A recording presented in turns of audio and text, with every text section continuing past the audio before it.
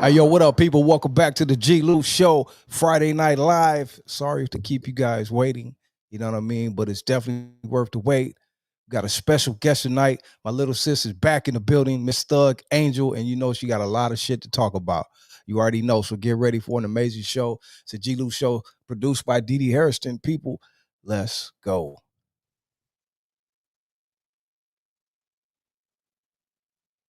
Nigga touch my body, off the drink talk, shit ain't getting naughty. I say, I'm turned up with my celly tonight. Thug Angel got my header on my side. Never switched up, real ride or die. I said sexy, classy with a little twist of hood. Don't let it be misunderstood. All for the good, I said west side, baby, been on the come. Connect and represent for the ladies that's taking care of their babies. Don't need a man to come save me. I'm talking those independent, the ones that haters be hating and can't stand to see us make it. But guess what? Ain't no faking, no mistaking. On the mic be making statements. I'm a monster, been a beast ever since the day I came in. Like who the fuck you think you playing with? I'm from the streets but still sophisticated, often imitated but never been duplicated. Underrated, underestimated. I'm talking classy, baby. I'm from the west side, baby. I got these motherfuckers going crazy, so think twice before you even try to play me. The game joke, the dollar, the gossip in this game, bitch. I don't know what you fuck niggas on. I'm outside, don't call my phone. It's like that, and I'ma do it like this. Got no time for these niggas all summer. I'm lit, better ask my sis. Bitch, I pull up with the shit. Bottle in one hand, and you know the blunt lit. Bottle in one hand, and you know the blunt lit. It's like that, and I'ma do it like this. It's like that, and I'ma do it like this. It's like that, and I'ma do it like this. All right, what up, everyone? Once again, welcome back to the G-Lew Show. Like I told you, we got Thug Angel in the building tonight. She's backstage getting ready, and we're about to go up. But before we do that, I want you guys to check out her new single and video right here, and we'll be right back.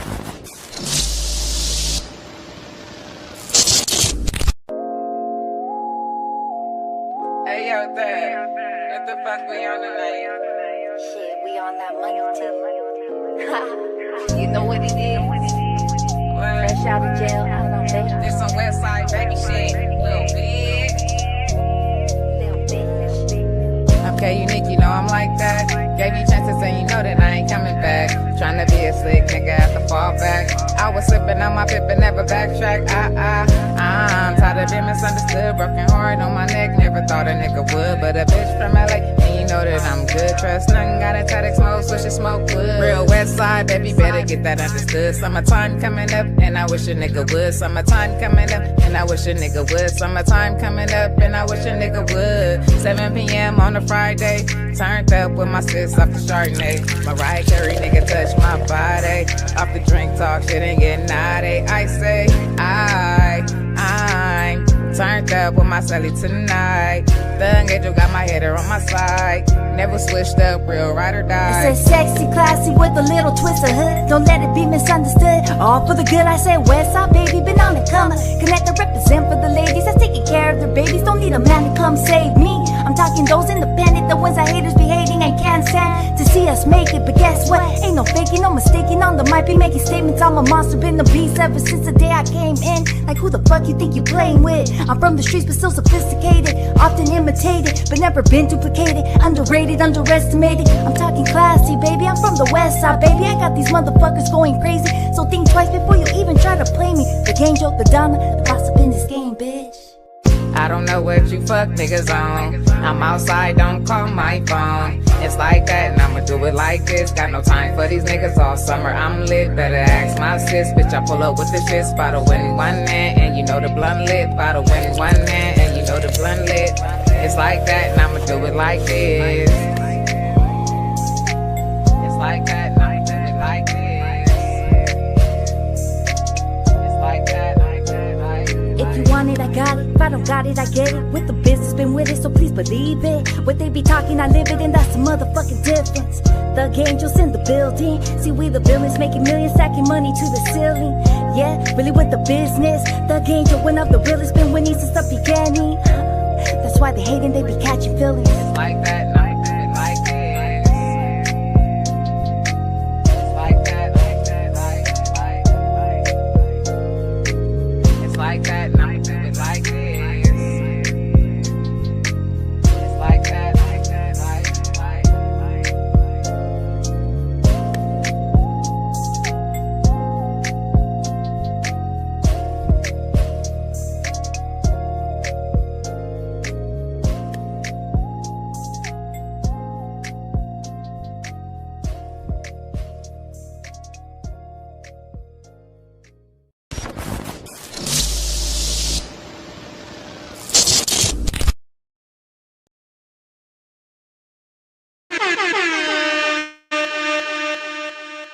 Yeah. And just like that, we are back. Everyone, welcome to the G-Lew Show.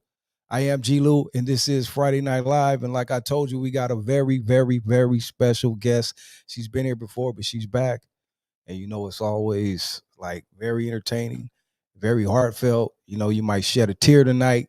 You know what I mean? You may want to go ride on someone. You never know. But without any further ado, we got my sis Thug Angel back in the building. What's What's up, girl? up? Hey, long time no see. Long time, long time. How you been? I'm good. I'm good. Just do what I do, handle business, just different circumstances. Right. Going through Right. Well, this none elevation, right. period and shit, but we still alive. That part. But before we get to all that, and we got a lot to talk about. But let's start off with the music. So, You played your new single and video, West Side Baby, which is fire. The chat was lit. yeah. Everyone, loved it. I love it. Tell us about that. Tell us about your new single, your new music, everything going on with you. When I came back into the game, um, just based off the movement, I always pushed what was black and brown, and I just feel like it was something that was needed. So, K who was my cellmate, me and her, we met when we were in jail together, and somebody I've been trying to push onto the platform too, because she's extra talented. Like Right. she's really talented, just like myself, and we met in jail. So I've been trying to help push her out. So I just kind of felt like coming back into this game and just everything going on in the world today is something that was needed, and me and her, we stepped to that. And it's something we've been wanting to do. We could have done this a long time ago because we've been pushing this for a long time. And it's just given the circumstances of the situation we ended up in and me having to, prioritize my children and take up more responsibility that made me put down my mic. It put everything on hold. Right. That was something like that was supposed to be released out like, man, 3 4 years ago, but they put a pause, they put a hold on our shit, they held us back from doing that because we were pushing that a long time ago, and it's just felt like people were throwing barriers in our way to prevent it from happening. Right. Right. Dope. So, Let me ask you this. The West Side Babies is dope, is fun, you know what I mean? It's like right. especially now summertime, but that's a little bit different from what you usually do because usually going hard, you know what I mean? So what was up with the switch up and the fun side of Thug Angel? uh Oh, you know what, it's just, every chapter in your life demands a different version of you. So it's just kind of like an elevation of and a transformation of who I was to what's needed today, in a sense. Cause right, everybody be on their thug shit. And for me it's like just to like make myself stand out, just to make a change and everything. It's like the thug to the angel. I already did my thug shit. I learned on based off experience and did a flip on everybody. Now you getting the angel side to the thug. You feel me? right. That's dope too, because I also peeped how you got your girly side on now, like your little sexy Thug Angel. You know what I mean? What brought that out of you too? Because you, like you said, you always thugging. You're a beautiful lady, but Hey, just brought it out that was on like hard. the sexy. I'm You're the sexy still, Thug Angel. What's up with that? I'm like still trying to make that transition. I'm Right, still learning. Everybody knows who I was prior to the individual I am today. But I just kind of feel like when you go and understand history and what was meant for us, and I don't want to be masculine, you feel me? I don't want to be too masculine. So now I'm kind of balancing it out, I guess you could say, right, in a sense. And it's me stepping into, because just even given the circumstances that I ended up in, it's just me doing this transformation, so it comes with it. It Right. comes with the transformation of the artist I am today, just based off experience, not wanting people to fall in the circumstances I've been in, trying to educate, understanding what it is, the truth, and I couldn't. And I told this to a lot of the homies too, because they would always wonder, hey, how come you don't rap thug no more? Everybody miss my thug shit. I can't do that because I know the truth. I cannot influence my people into prison, I Right. cannot, I don't want to push a whole generation in the wrong direction. And it's just based off experience because I did once used to do that and learned how detrimental my words were, my lyrics were, and I had to make that change. Right. I had to walk through a lot of paths, and you know what? And it's just based off experience because it's something we all go through. Right. We all make our mistakes. We all get pushed through the fire, but it's through that that makes us the people we are today. There wouldn't be the individual I am. She wouldn't exist had I Right. not did that. So it's just trying to find a balance between yin and yang, in a sense.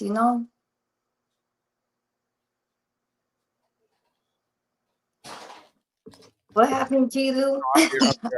My fault. I had to grab something. My bad. I'm here. I'm Nah, here. you good, you good. I hear you. But you know what? I had to go through a lot. I experienced a lot. I transformed a lot. I There's a lot of growth there that was able for me to elevate into the artist I am today. Right. And I like her better. I don't like the person that I was back then because I was a terror. I was causing havoc. And But it's you just still kind cause, of, but you still causing havoc. But the way you cause havoc is for a cause. Though, like some people, I think they get you confused and just be like, "Oh, she's tripping" or whatever. But everything is for a cause. But let me ask you this: how do you how do you make people understand that part though? For the people who don't understand you, and to make them understand that you're really pushing a cause and what you're trying to push for. You know what I mean? For the ones who get you confused and just twist you up and just start hating on you or don't liking you for whatever reason. for me, it's more like you go through a process of enlightenment, and you understand the way the system works. It's just through experience. You got to go through a lot, Right. and the cause I fight for, I feel like I fight for a really good cause. I had to, I feel like I was placed where I was needed, because I never understood why I ended up there. Because my son literally sitting in jail for no reason. Right. He's sitting in jail for something he didn't even do, but I don't know. It's just a lot changed in me, Right. a lot. And it's just something, if I could educate people, if I could let them learn the truth and make them avoid them for having to go through what I had to go through, maybe fix the system. Oh, and you know what? It's more like this. Yeah, I used to be one of the most hardcore thug out in the streets. Why can't I be that same person right here and then fight these battles the same way I fought them battles in the street? And that's exactly what I did. Why can't I take that hardcore thug image and how I, rise above everybody? Why can't I rise above over here? So I took that and I put it into play, but at an educated level. I was forced into that, you know. Hey, I was- Thug Angel, let me take for the people, like we got probably new people who just tuned in and haven't seen you before on here or period. Take them back a little bit and give them a little bit of background on Thug Angel, like how you became Thug Angel. People don't know she's the female Pac, like you know what I mean. And she Pac in the background. She loves Pac. She's collaborated with the Outlaws, done a lot. But give people who don't know a little background on who Thug Angel is and how she became Thug Angel. Man, I Thug Angels, she started in the streets, you know. I started in the struggle. Tupac, he raised me. He was a hopeless child. He was rapping to. You know, that's just a part of me. And, you know, every individual who goes through those hardships, experience the streets, you know, you start off as one person and then for me, it's like you get tired of certain things. You know what? Just based off the experience, I had to retransform myself. I had to grow a lot. I had to sit down and really think about the moves I was making. I'm really lucky I'm not doing life today. But it's Right, just based off the ignorance of me at a young age and just being out on the hood and on the block, you know, and then just having to transform and stepping up to a role because you know at the same time I'm a mom too, so I have to be a role model for my right, kids, you know. So it's just, I don't know, it's just a thug to the angel, you know. It's like yin and yang. I was really out on these streets. I was really thugging it. I really had to do a change, yo. I did transform. I changed my life, you know, for the better too, because I had to grow. I had to grow through experience just to share these words with others, you know, so they can grow, so they can be enlightened. Because I've been through a lot of shit that I wouldn't want anyone else to have to go through. And I'm not gonna lie to anybody. And then maybe if somebody sees how I move because a lot of people copy me, it'll change the way they move.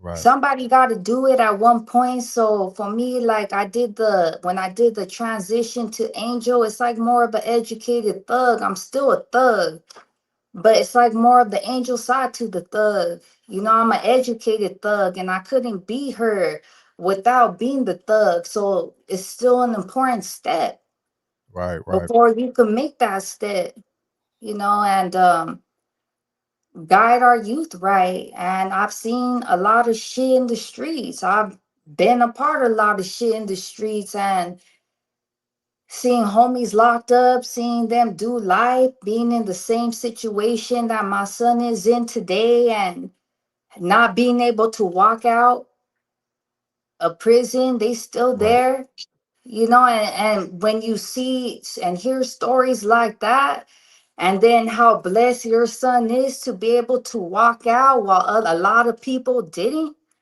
you know, it's just shit changes for you. Your mindset change, it hits different. And it's like a different path I've never experienced or had to walk before right, either. right. Hey, Thug, let me ask you this, sis. Like, who, you've been through so much, you know what I mean? Coming up, like you said, in the streets, young, having kids, boys, raising boys. You know what I Right. mean? When you're still a young girl yourself, who has been like there when you're always going so hard for your boys? You know what I mean? Everyone else, who's there for you? Like, who's your support system? Is there anyone like supporting you or helping you through all this? Now, no, I go through it. I was forced to go through this myself. Um, I'm the support system for everybody. Everybody come to me. But in my circumstances, Right, and you know, I even came to my own realization that I'm all alone in this, you know, and it's okay. Like I just feel like situations like that made me stronger, and it's something I had to go through alone. You know, like right, nobody could understand or give me advice to a situation they never been in before. And also it was for me to reflect on myself and to rebuild myself, recreate myself, transform myself, correct my errors. This is where you mess up. This is where you need to improve on.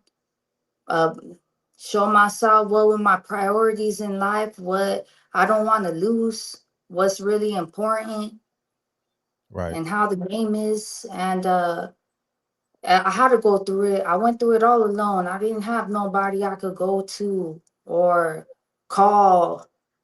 There was Mm, nobody. It was just me. But it's cool because it made me stronger. I had God. That's it. That's all I needed. I can't see. That's a lie. Let me go back. I had God to help guide me through this, and that's why I made it through. that's And He's the only one I needed. And that's why I feel like I had to go through this alone. So I could only turn to him and strengthen my relationship with him, because through him, he gave me the strength to do what I did.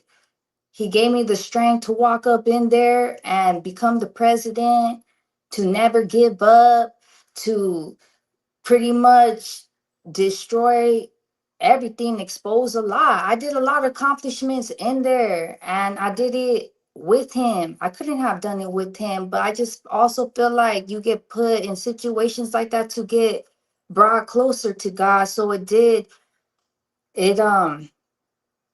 it strengthened our relationship. It strengthened relationship between father and daughter, and through him, I walked this road without God before, to know that I'll never want to walk this road without him again. You can't. So it was through him that's that allowed me to do this and to fight for my kids and fight for other kids and just make a change up in there. And I did. I did a lot. I did what nobody was able to accomplish or ever did before.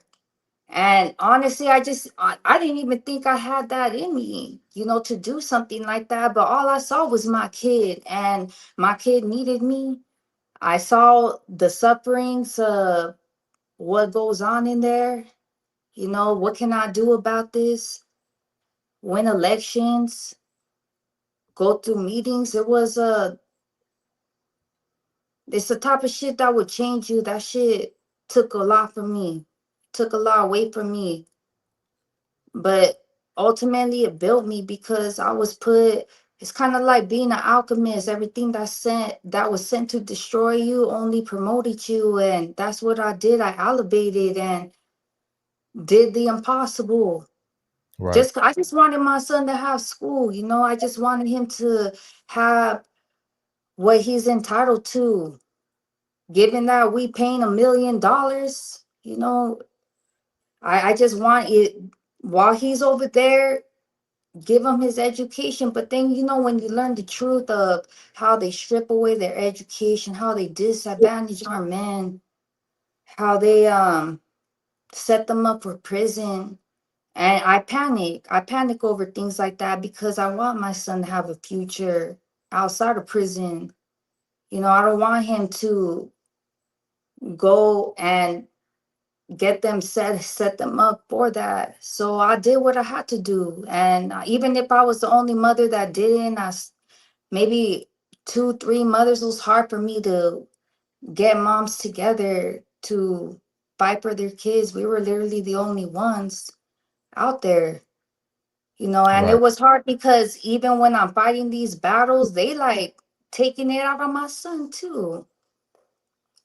So it was hard. It was a heartbreaking experience to have to go through as a mom. Lay out the blueprint because there was no guidance for me. I was like trying to go on Google, hey, help. I know there's Hey, some moms that went through this, but there's hey, nothing. right, right. I don't know if you can see the comments. You probably can. But a lot of people are commenting and you know what I mean, showing love to you, right? And a couple of people had questions. The homie Spanks asked, not to get personal, but all due respect, was there a mom or dad or parents or family in the background help, like any support from that end, or how was that? Um, I guess Give, when you could give more say, details. for me Give, as a family, like me, I really didn't have my dad in my life. You know, my dad, he was incarcerated his whole life too. So that kind of played a huge impact on the way I seen my son when he went through that situation in jail. I didn't want him, to get lost into the system like my father did. So that really affected me too. And no, I didn't have that. Maybe my mom, but to an extent, I have my own house. I established myself, literally rags to riches, Right. straight up from our first interviews when I was straight in the gutter to where I'm at. And I Yeah. was forced into that because had I not gone through the situation I am now and really fought through it to rise above it, I wouldn't have what I have.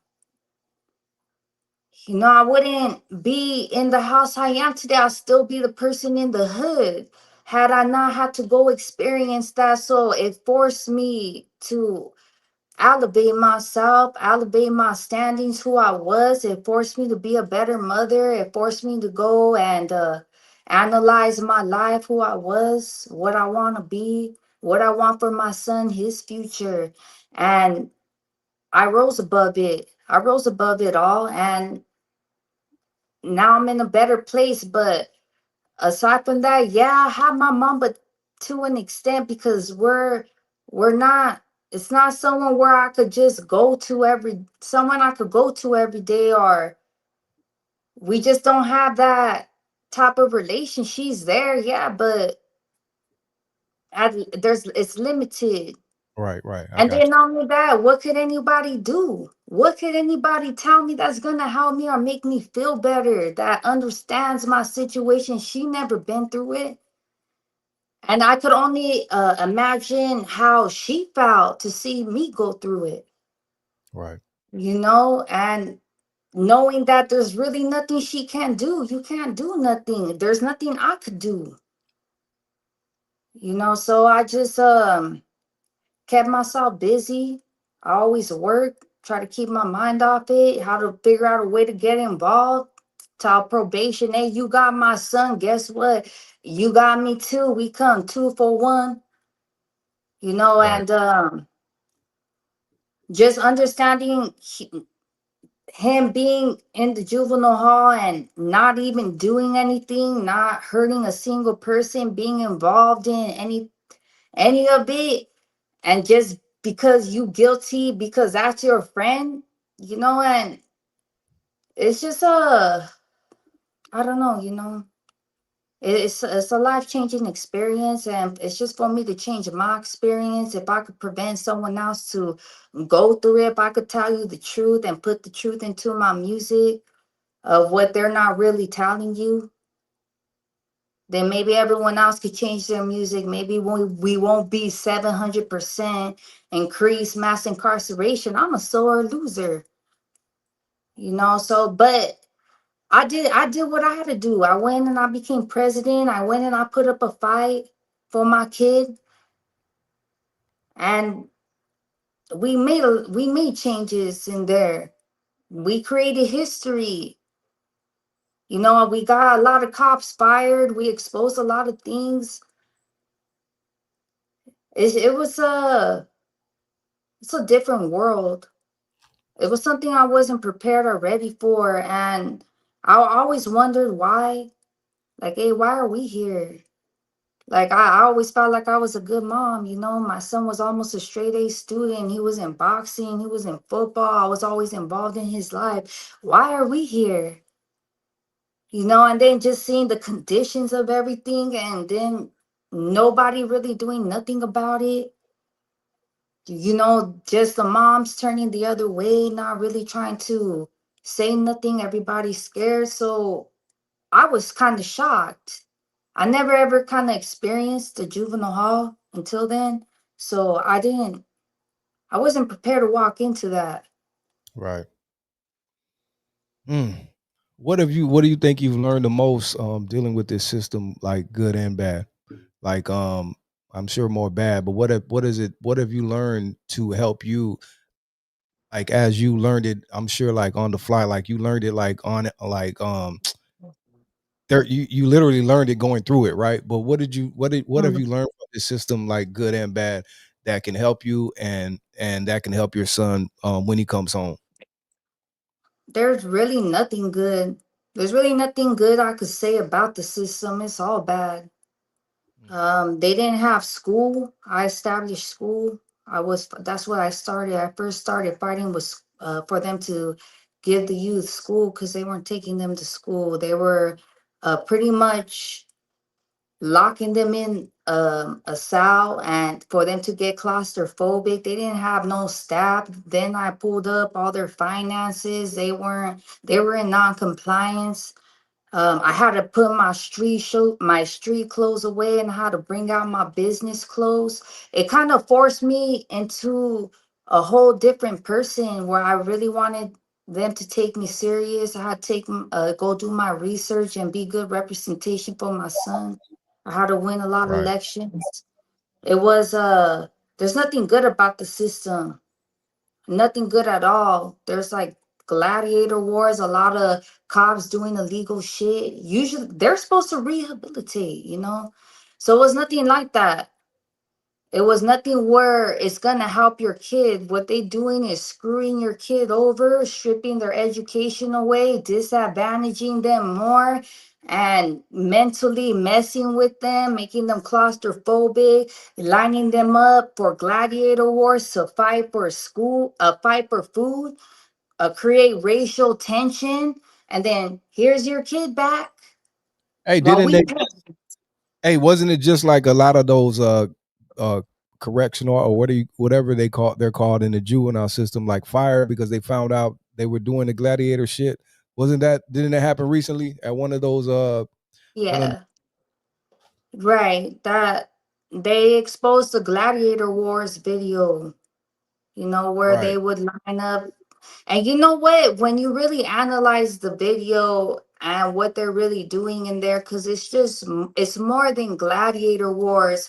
They had like what, eight to 10 black youth line up to right, fight one Mexican.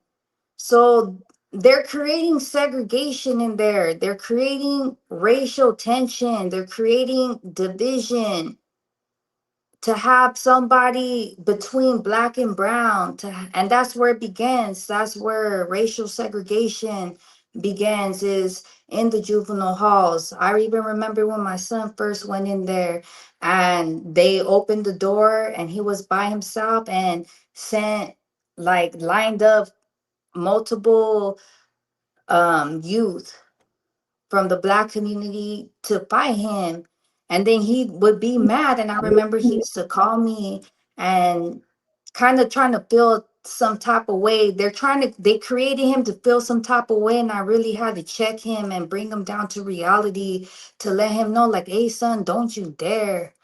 Like, don't you dare allow a group of people make you feel like control your emotions to make you want to hate somebody. And then I had to remind him of his family. You love them, they would never do that. So don't let like a group of people have this type of effect. And then I really had to analyze what they were doing in there. I right, really had to, it's really deeper than that too. It's like psychological. They take advantage of they power, they segregate them there. Then it's like this. They cluster, it's like locking them up in a cell and keeping them claustrophobic. Then it's lunchtime, they line up and they got to fight for their food.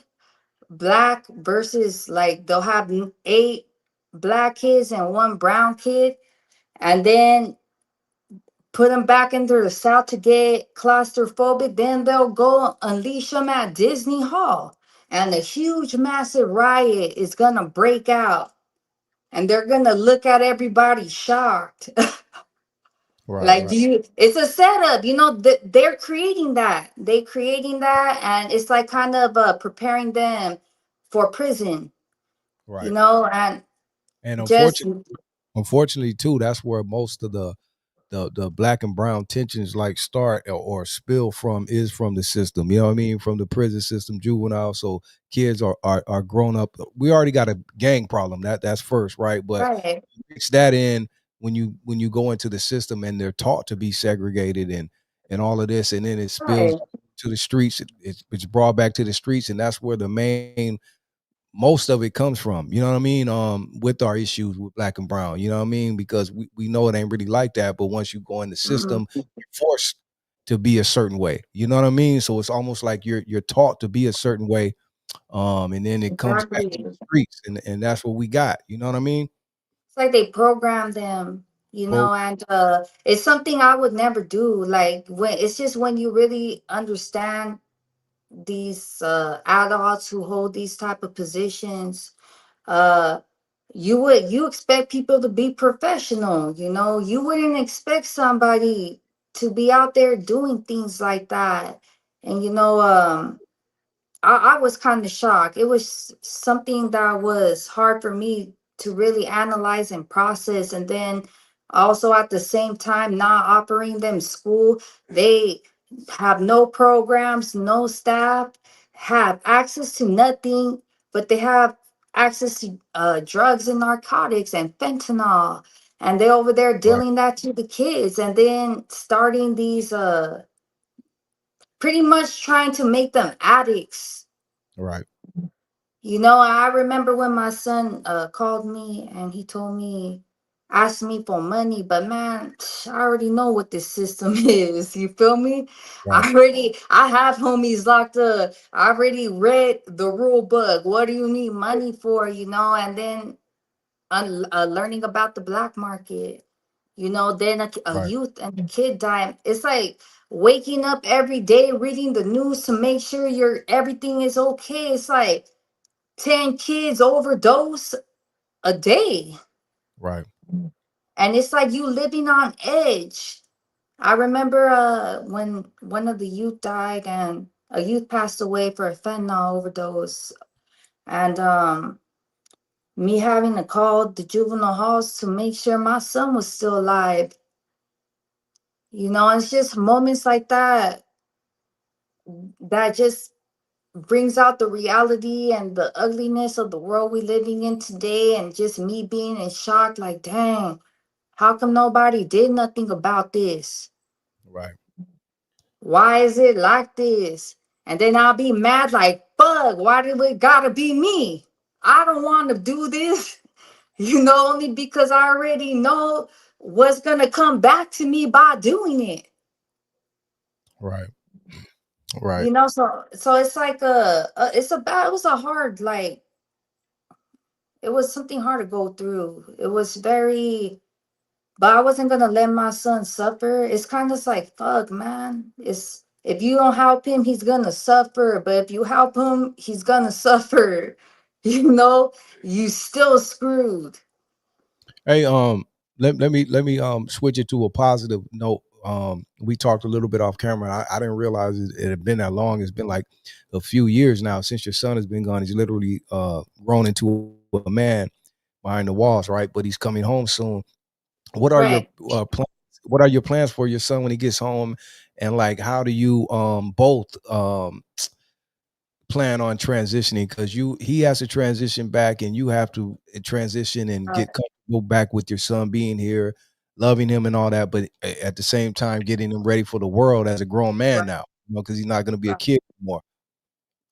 Right. I think about that a lot. I create a lot of healing spaces for him when he does come back. So he does have access to everything he needs, and like music. Whenever he wants to get in the studio, art, I create spa area. He has his own room. He has whatever he wants to go to school. I really want him to pick up going back into his boxing because he's a talented boxer. Right, And if he needs somebody to talk to, try to find a therapy too. Just you honestly, I don't know what to expect, so I really can't answer that because I'm really ignorant about the situation, what I'm gonna have to deal with, and all the damage I'm gonna have to undo from what they did up in there for him. right. But What he's is he? looking forward to What is he? music. What is he? What is he? saying he wants to do, if he's saying anything, like, does he have any plans personally, like, that he wants to do, or like, mom, I want to do this, I want to do that, or what? What's he He's gonna saying? go tour the world. That's right. Hey man, you already know, man. He rap better than me at such a young That's little age. Pac. Hey, tell the people that's little Pac. You know, she's young Real angel. talk. Her son is little. He's gonna go You know what I'm tour the saying? So world. That's what he said. All he cares about is his music. He cares about going to school, finishing off with school, doing his boxing.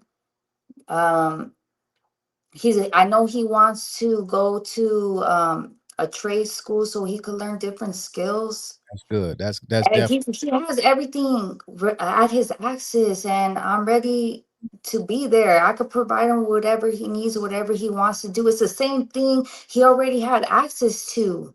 right, You know, right, I already had this established prior to his incarceration. So for me, I'm kind of like thinking, what more can I do? right, What right. more can I establish? You know, just to be there for him. Man, all he wants to do is go hang out with girls. He's like, Well, "Hey, mom, I'm sorry. I'm well, gonna I go mean, live with. I'm gonna live with my girl." that's kind of like, expected, because he's a young man, like, with all that testosterone built up growing up. Now he's a man. He's ready to be a man. I could, that's cool. You know what I mean? Long as he has a good woman, you know what I mean? I'm sure I don't know who the woman is, but long as she's a good woman, I just you kind know of what I want mean? him to I know establish you're himself first, you know, only because I don't want him to rush into something too quick. I want him to establish himself. I want him to go to school. I want him to go do his music thing because a woman can make or break you. that's a fact. That's a fact. And I That's a just don't want him to rush into something where a girl's gonna, tie him down with the kid, or they're gonna get a house together when before he gets a bachelor pad. And I was like, man, go do your thing, go right, live your life. You know, go date first, get to know each other. Like, don't skip that step and then rush into a family. That's right, what I'm kind of afraid of. Just because they know how talented he is, and they're gonna look at him and see money. But then when you go look at these artists and these football players getting married, they getting divorced in 30 days and losing $40 million. right, right. Wow. I'm glad you understand that part. So that's where Mama Bear comes in. I mean, obviously you can't stop him from doing what Right, he wants to do, or loving who he wants, or whatever, but right, you can just give him that game. You know what I mean? You could just game him up as much as possible. And like you said, and he probably already has a lady, but explore life a little bit. Like you said, don't come out and get tied down, because you know how that goes. Come home, maybe get his girl right. pregnant, and it's a lot. And when you haven't already established yourself, like you said, the trade school is good for him. Go to trade Mhm. school and then focus on his music. Focus on things to help him grow before, like you said, you just get tied down. You know what I mean? Right. Because I'm hoping that, he goes, well, he is gonna go, he's gonna go into college and do what he gotta do, but I'm hoping he meet a girl in school, you know. right, right, right, I don't want him to, pick someone just based off what they look like. I really want somebody that's gonna help build an empire with him and not destroy his empire. So I do give him a lot of advice, but there's only so much I could do. But he is ready. He's ready to right, come out to the community. He's ready to show everyone his music. I'm ready to retire. right, I don't right, have to rap no more. right, right, right. You know? Be dope to finally, when your son comes, I would love to see that collaboration, or that mom and son, you know what I mean? Hopefully one day, just on some, that would be dope. Yeah. Yeah. You know what? Um, I would love that. I would love to do a song for with my son, but it's just, once you reach like a point in the music industry, I'm kind of already tired of it. Right, You feel right, me? And he's young. And not only that, just going what I had to go through within the justice system, it takes a lot from you. right, It took a lot from me.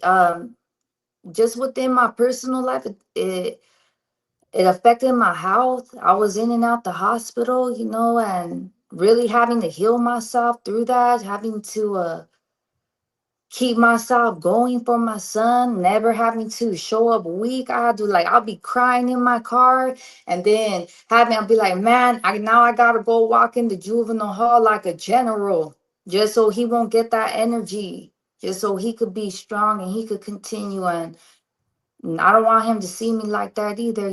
So I did what I did, and I accomplished a lot. I'm proud of what I was able to accomplish. I'm not done yet. I'm not, just given the circumstances of where we in and how much a lot of backfire. It came back to us a lot. I had to stop. You know, I had I to. I had to stop. But I'm gonna go back when all of this is done. I'm walk in that meeting. I'll be like, all right. Now I'm gonna tell you guys what I really want to say. Hey, but you know what? What I respect about you and I commend you on. Like, I don't even know if you know, but you have grown through this whole process too. Not only is your son growing up in the system, which is sad, but I've seen this help you grow as well into a woman. Like, because I know how you were. The thug ain't like thugged out and just doing your thing, but this has helped you grow. I think without you even knowing it. You know what I mean? This has helped you Right, into a strong woman and a smart woman learning the system because you have to learn it to help your right. son. So all of this has helped you as well. You become a Yeah, strong, beautiful young woman now. You bossed up, got you a house. Like you're doing a lot of great right, positive things. You know what I'm saying? So I think this has helped you as well. You know what I mean? Because I was gonna ask you a minute ago again, like I asked you before, who is your support system? Because you go through so much, you need someone there too to help you a little bit. Just I don't know what type of support, you know what I mean? But I think you need that as well. I know you have great friends and a support system of right. homies and stuff. I don't have a support. Like, it's just me. Like, nobody really could understand what you go through unless you're going through it. My support was my books. I really didn't like to be around my friends no more because it forced me to elevate who I was, and I look back and saw my friends stuck in the same cycle that I didn't want to be stuck in no more. I didn't want to drink no more.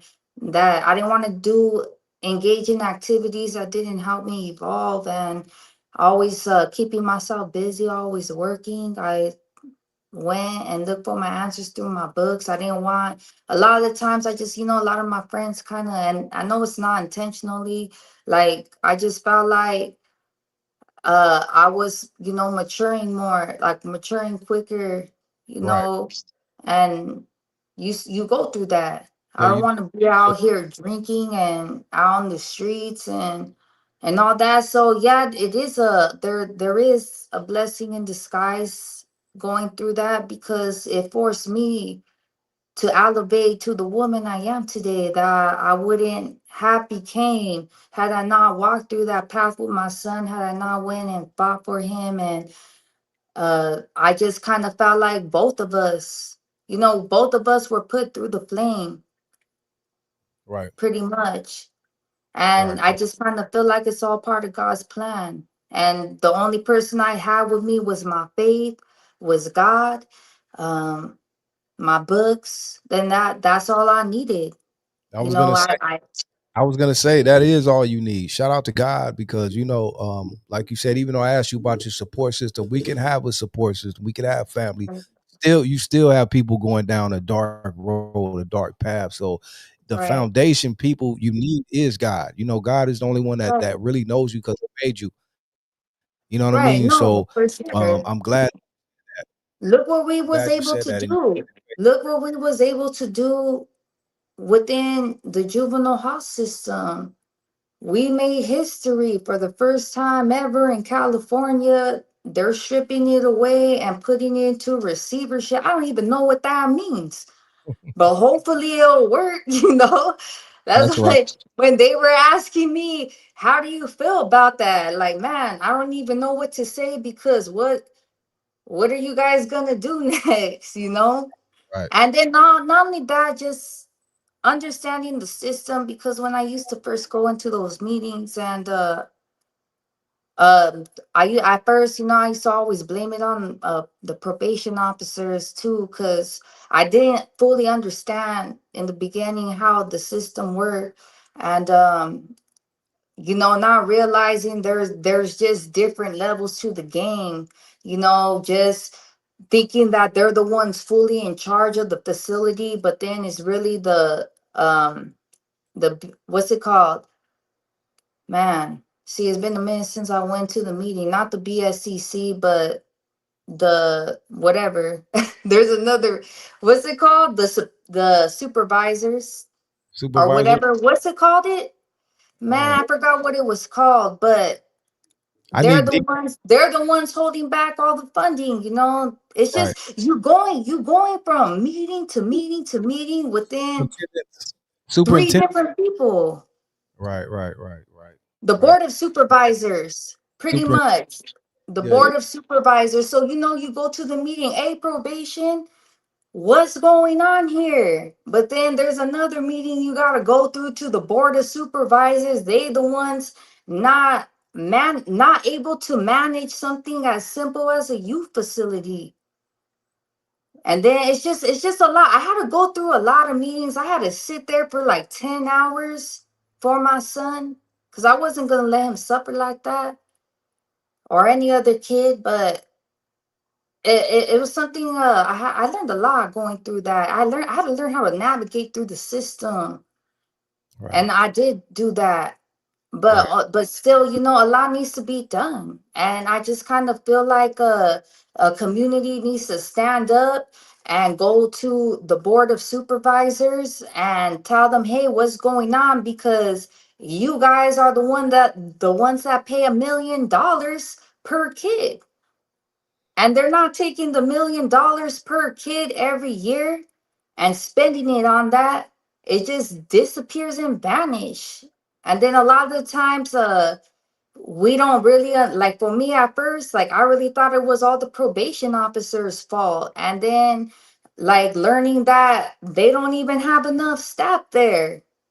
Right. They don't have enough people there to do their day-to-day operations. And it's just, I could only imagine, it's like having to understand the kids' struggle, but also understand their struggle too.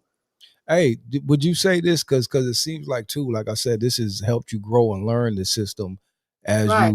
you've navigated through this with your son, and you've learned a lot. Does this make you look at certain things differently? Just like you said, you used to blame stuff, or you could look at this way, you could look at this way, but you can see it's all fucked up in different ways because, like you say, the staff, they they may be getting corrupted, they may be going through certain things, it may be certain things you just don't Right. know about that this system entangles, right? And you've learned all this. So does it make you look at it different, or could you even see yourself getting involved more with the, because I don't want to say politics, but it really is political in a It sense, right? is. So you learn politics without even trying to learn politics, low key, right? So could you see yourself maybe even getting involved more, or because the problem is too, what we learn is we don't really have a voice that can speak for us. That's why a lot of times a lot of shit gets swept on the rug, or people just deal with the messed up system because there's really no one there to speak Exactly. for us. There's no You know one what I there mean? to Like you are navigate doing. it. Right.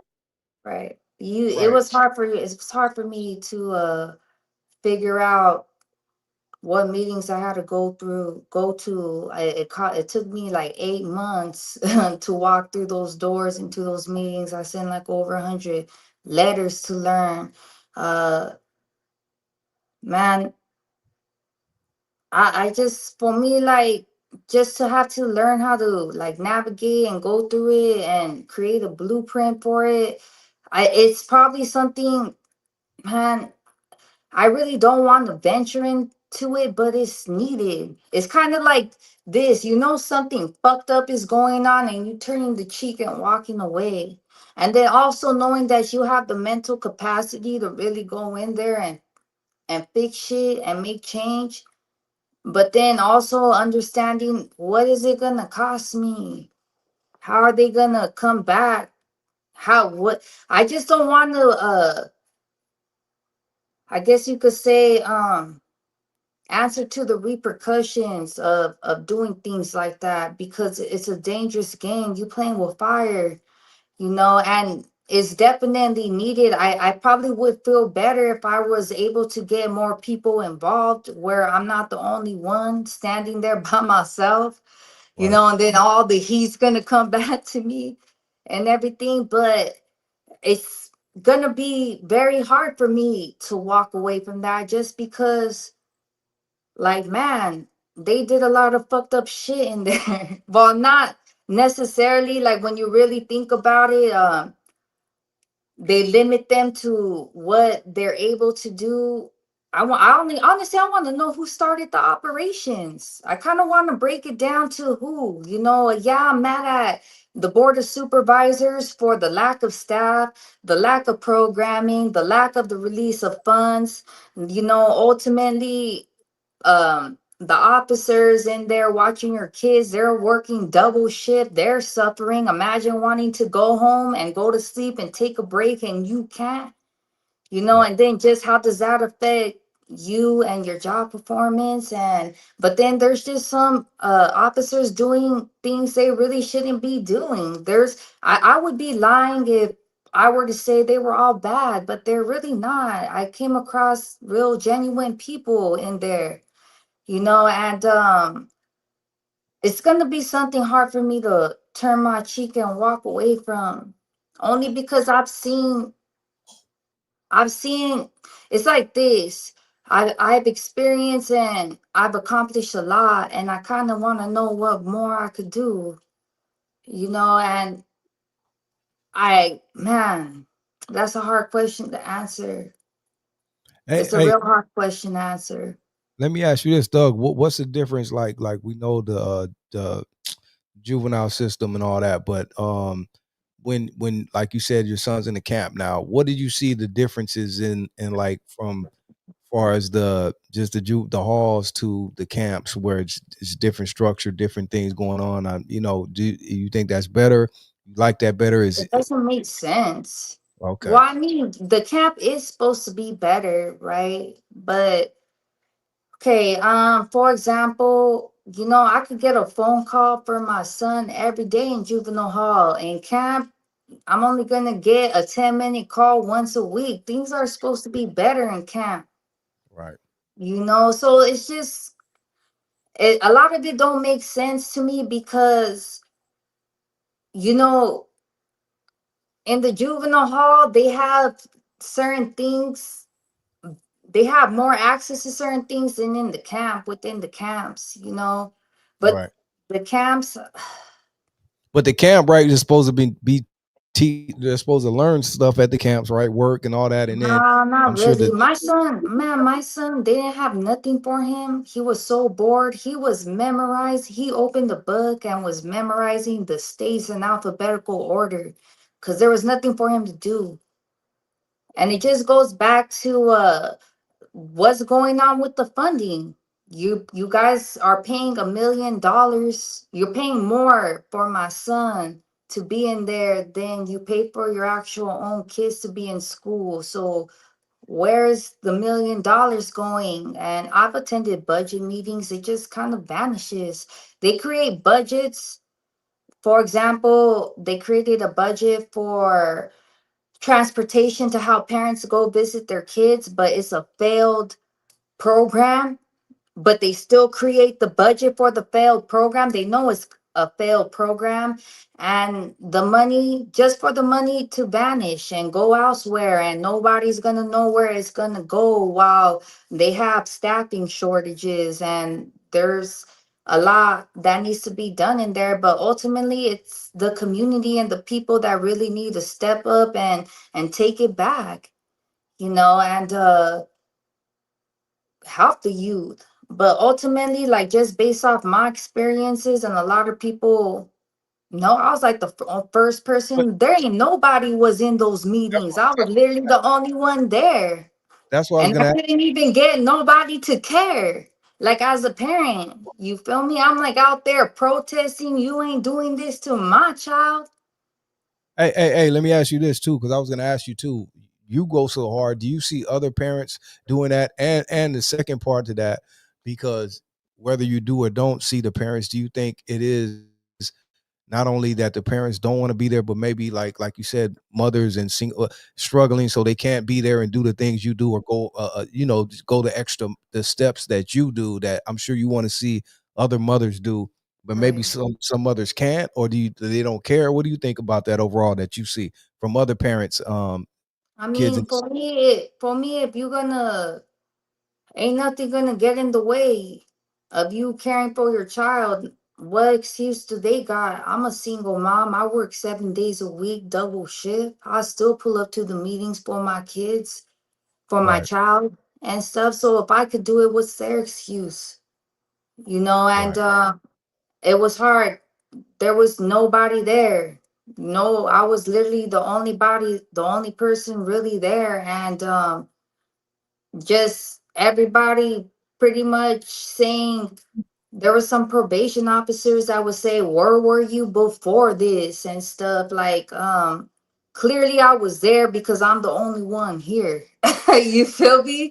That right, speaks volumes, because if mothers weren't really there for their children, I wouldn't have walked through those doors. I wouldn't have been able to accomplish and do what I did for my kid if I wasn't really there for him. And right. I just kind of just took a break from it. I learned a lot.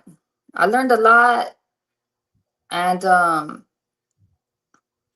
it's just playing with fire. I didn't want to play with too much fire, because you accomplish a lot, you learn a lot. There's a lot of dirt I haven't even exposed upon them that would be even more detrimental to their department.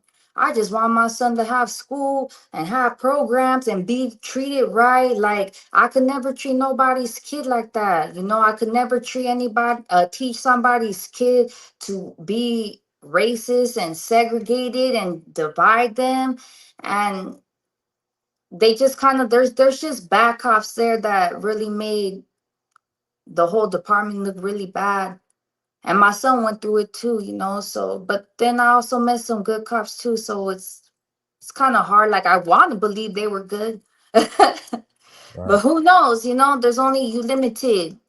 Right. And we just getting started. Like, they just announced that they're going to put the department in receivership, the state attorney general, whatever that means. So hopefully it will being changed. But what change?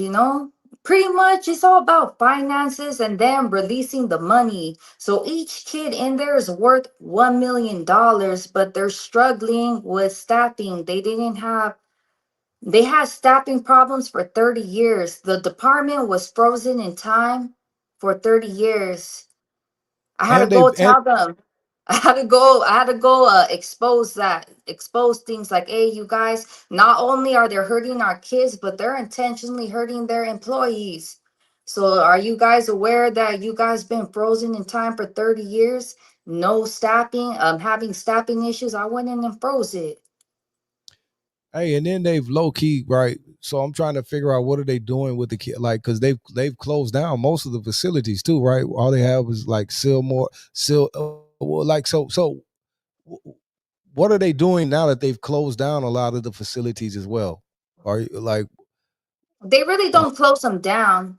okay, All the facilities are outdated and in non-compliance. So what they do is they shuffle the kids.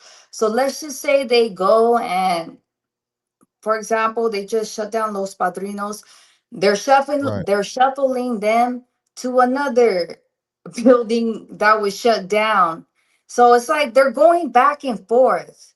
So right, right, they're saying it's shut down, but it's really not shut down. So now they're gonna have another inspection over there at Barry J, and they're gonna be like, it's in non-compliance, and they're gonna go reopen another shut down facility and send them over there. It doesn't really make sense. So for me, I had to do a lot of research to learn that pattern and the inspections, and go into the BSCC to figure out how they are shuffling them back and forth between shut down facilities without bringing them into compliance.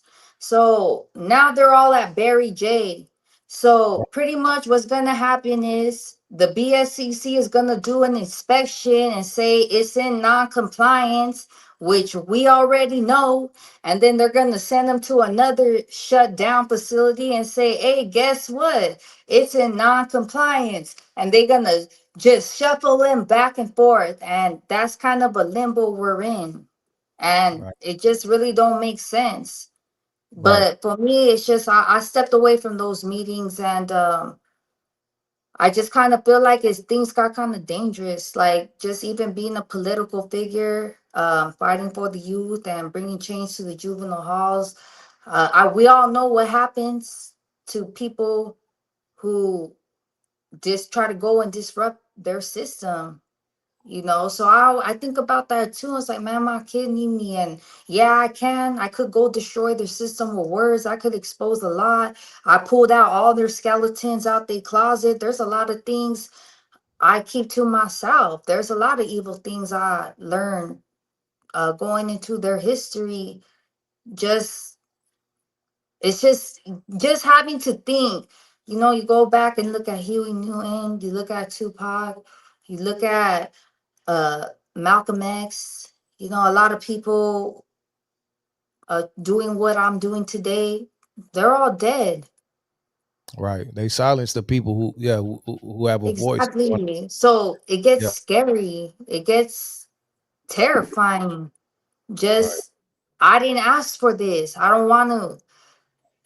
It's for you really gotta be strong minded. You really gotta know what you picking up, what you touching, what you going for. And then ultimately I'm a woman too. So it's like I wish more people in our community would step up to this, because it's not only brown youth, it's also the black youth in there suffering, and it's just it's a big job for one woman to take on. And I just kind of feel like, let's just say everybody gonna go and try to go help and take the stance. They can't kill us all. Right. Right. So I kind of just don't want to be okay, I guess you could say I don't want to be the face of the movement. I want to be the one working in the background unseen, the power being a wallflower, like, here, go read this. Right.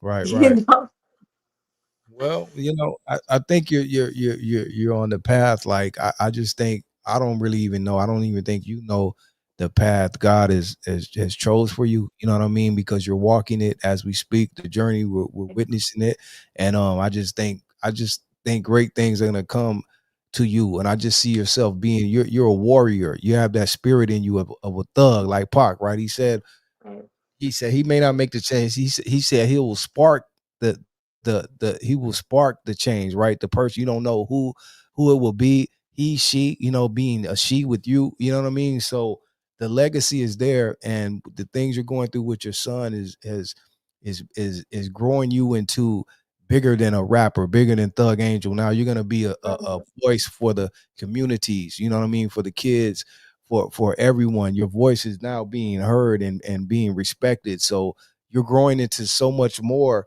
than you started as. So I think it's just continuing for you, and God has chosen you to walk the path you're walking. So you just gotta just keep be strong and just keep being strong the way you are, because I think that's the only way you know to be. You know what I mean? You're just a warrior by heart. You know what I mean? And I just see great things happening for you. I'm glad your son's gonna come home, because I see great things for him too, and he's gonna see a strong mother.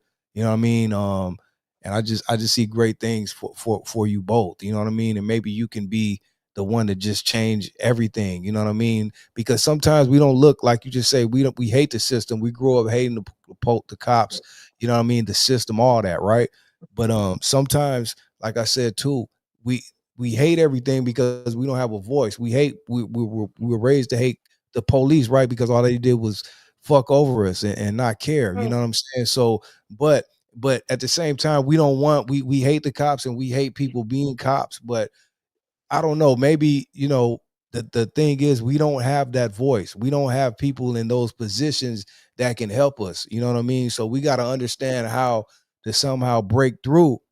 You know what I Man, you mean? know what? I'm kind of just hoping that I really don't want to take on like masculine roles like that, like as far as leadership where I have to lead the people. I just kind of feel like, man, I'm kind of what praying and hoping like, man, when's a man gonna come step up? Like only because I'm a female, like for me, I can only do so much too, Right. just as a woman, and I just kind of feel like there's somebody out there like even who experienced the system more than I have, or maybe our men could step up in that because man, I hope the world ain't gonna expect like count on me to get to get it to get it done because it's a Right. big job. It's a really big job. And, I'm also, too, at the same time, just looking forward to seeing the great figure my son's gonna grow to be, too. Just um, going through that and him seeing his mother, and then he's a lot like me, too. And then just a lot more stronger than me, and then pulling for me to be that leader. And it's just kind of gonna throw things. I know my role as a woman, and I just feel like these leadership roles our men should really step up to and educate themselves and to educate the youth, and really really establish themselves to raise up to that. It's not, I don't want the role, but if no one's gonna take the role, then I'll do what I can. I'll do my best, but I honestly don't even know where to start. I don't know. It's just a lot going on, and then also you already know you're gonna sacrifice yourself. So if I do go decide to go do this, I'm gonna die straight up. And so I need I need a bulletproof suit. Right. Right. Well, Just only based off what happened in the past. right. How are Right. we gonna prevent that from happening again? So Right. it's a lot. And I just kind of feel like, man, I didn't want this role. I didn't ask for it. But All right. if But if, if it's what I'm needed, it's where I'm needed, I'm gonna do the best. I'm smart, so I accomplished a lot already. I that part. and I'm gonna keep going. That's it. That part. Like Denise said, take it one day at a time. And I don't know. Like I said, you can't see the chat, but the chat man is really inspired by you and showing a lot of love for you. All the ladies in here showing much love. You know what I'm saying? Let me ask you this though. Uh-huh. Take a turn, right? And go to the industry, not even the industry side, because again, you have a big voice, not only voicing your opinion to the system about your son, but I see you, you know what I mean, in the streets out here and voicing your opinion to all these whether it be rap or entertainers, rappers, other dudes, females, whoever. You got like a lot of, I don't want to say controversial shit going on, but you speak your mind, and I'm sure people don't like that. Like, what do you think about that? Because you don't hold back, you don't pick and choose, you don't none of that. Whoever you think is popular, if you ain't feeling them or if you ain't respecting them, you're gonna speak on it. And I'm sure that's caused a lot of BS Yeah, going on it in your life too. has. It has. Hey, It's just when it's like this, when you understand the system and you understand that our people, we 700% increase mass incarceration, you're gonna want to try to fix them numbers, and then you go and you see these artists pushing all our people towards that. So pretty much they're interrupting my work. Like right, here, if you guys want me to be out here and make this change and go into these meetings, these people need to stop pushing out false narratives. They need to stop the misguidance. They're the ones, and a lot of the times it's a younger generation, ignorance. They don't know right, even what they rapping about, experiencing prison, jail, doing life, and that's kind of what I got a problem with that too. I got a problem with um false prophets making profit off of setting off people into the wrong direction. And I used to be one of them, and I'm like pretty much like, hey, Stop, stop. There's certain things we gotta stop doing. Why can't we be gangster but educate our people? Right. We could be a street educated rapper. We don't have to be out. And then not only that, a lot of the times they not even out there doing the shit they claim they do.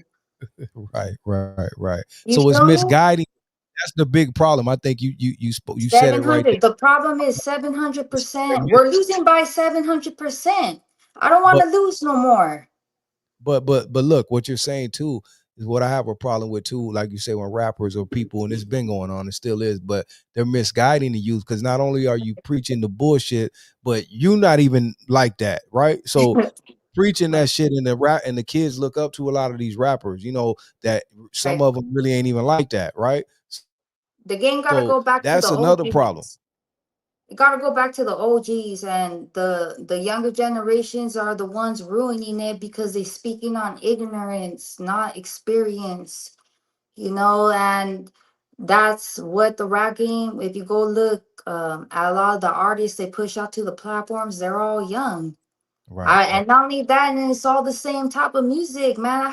I want to go hear an older generation. I'd rather go listen to the people locked up because they actually have a message. It's not always gang banging and drugs and drinking and turn up and just. I feel like today in society they making profit off of because people are no longer intellectual. They make profit off of stupid things, like fill up, like for example, the fill up my balloon, and she's Right. for the streets. And pretty much when you push that out, it's like this. It's no longer garbage in, garbage out. It's now garbage in, garbage multiply, and we need real leaders.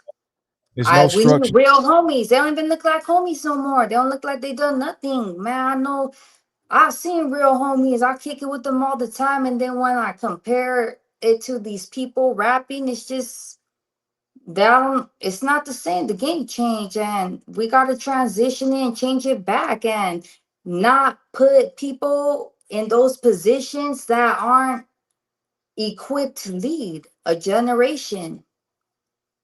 Right. Pretty Right. Well, much. well, a big part of it, like you just said, there's really no structure anymore, and it kind of goes both ways because, like you said, the OGs, we don't have them anymore, and a lot of times what's going on with OGs, they push the OGs out of the way. Either they've been locked away, right, or they're coming home, or they're still involved in the system where they have to pretty much back up. Like you can't even be involved.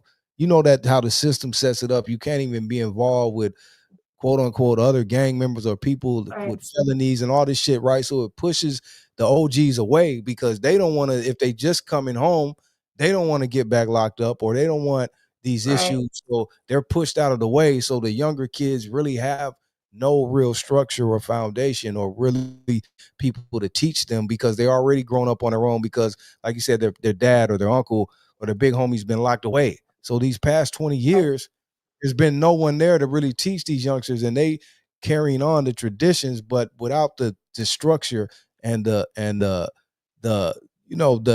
what they the game what they need to grow. If you're going to be in the streets and doing street things, you need to know how to be guided through the streets, you know what I mean? And right. they don't have that, so it's like they're No, they don't. lost, but they still want to be thugging and gangsters, right? But they don't even know what they're thugging or they don't even know what they're gang banging for. They don't even know their neighborhood's history. They don't know anything. Exactly. Exactly. And that's deep too, because it's not like they're gonna win this huge prize. You feel me? Right. It's There not is no like they prize. can There is no prize. straight up. It's like, hey, if you go It's go do to jail. this, and that's what Yeah, like there's I'll no be prize. tripping out. It's like it's not like you're gonna get $1 million and your family gonna be taken. They doing it for no reason. But also I also feel like and it's just something I've seen a lot in the streets too, is a lot of misguidance from um like a generation to the younger generation. Like a lot Yeah. they lack leadership. They lack, and that's Shit. why we're losing. But And then even though they don't have it, they have no business yeah, trying to lead. Like we supposed to be helping right. And then ourselves. say this too.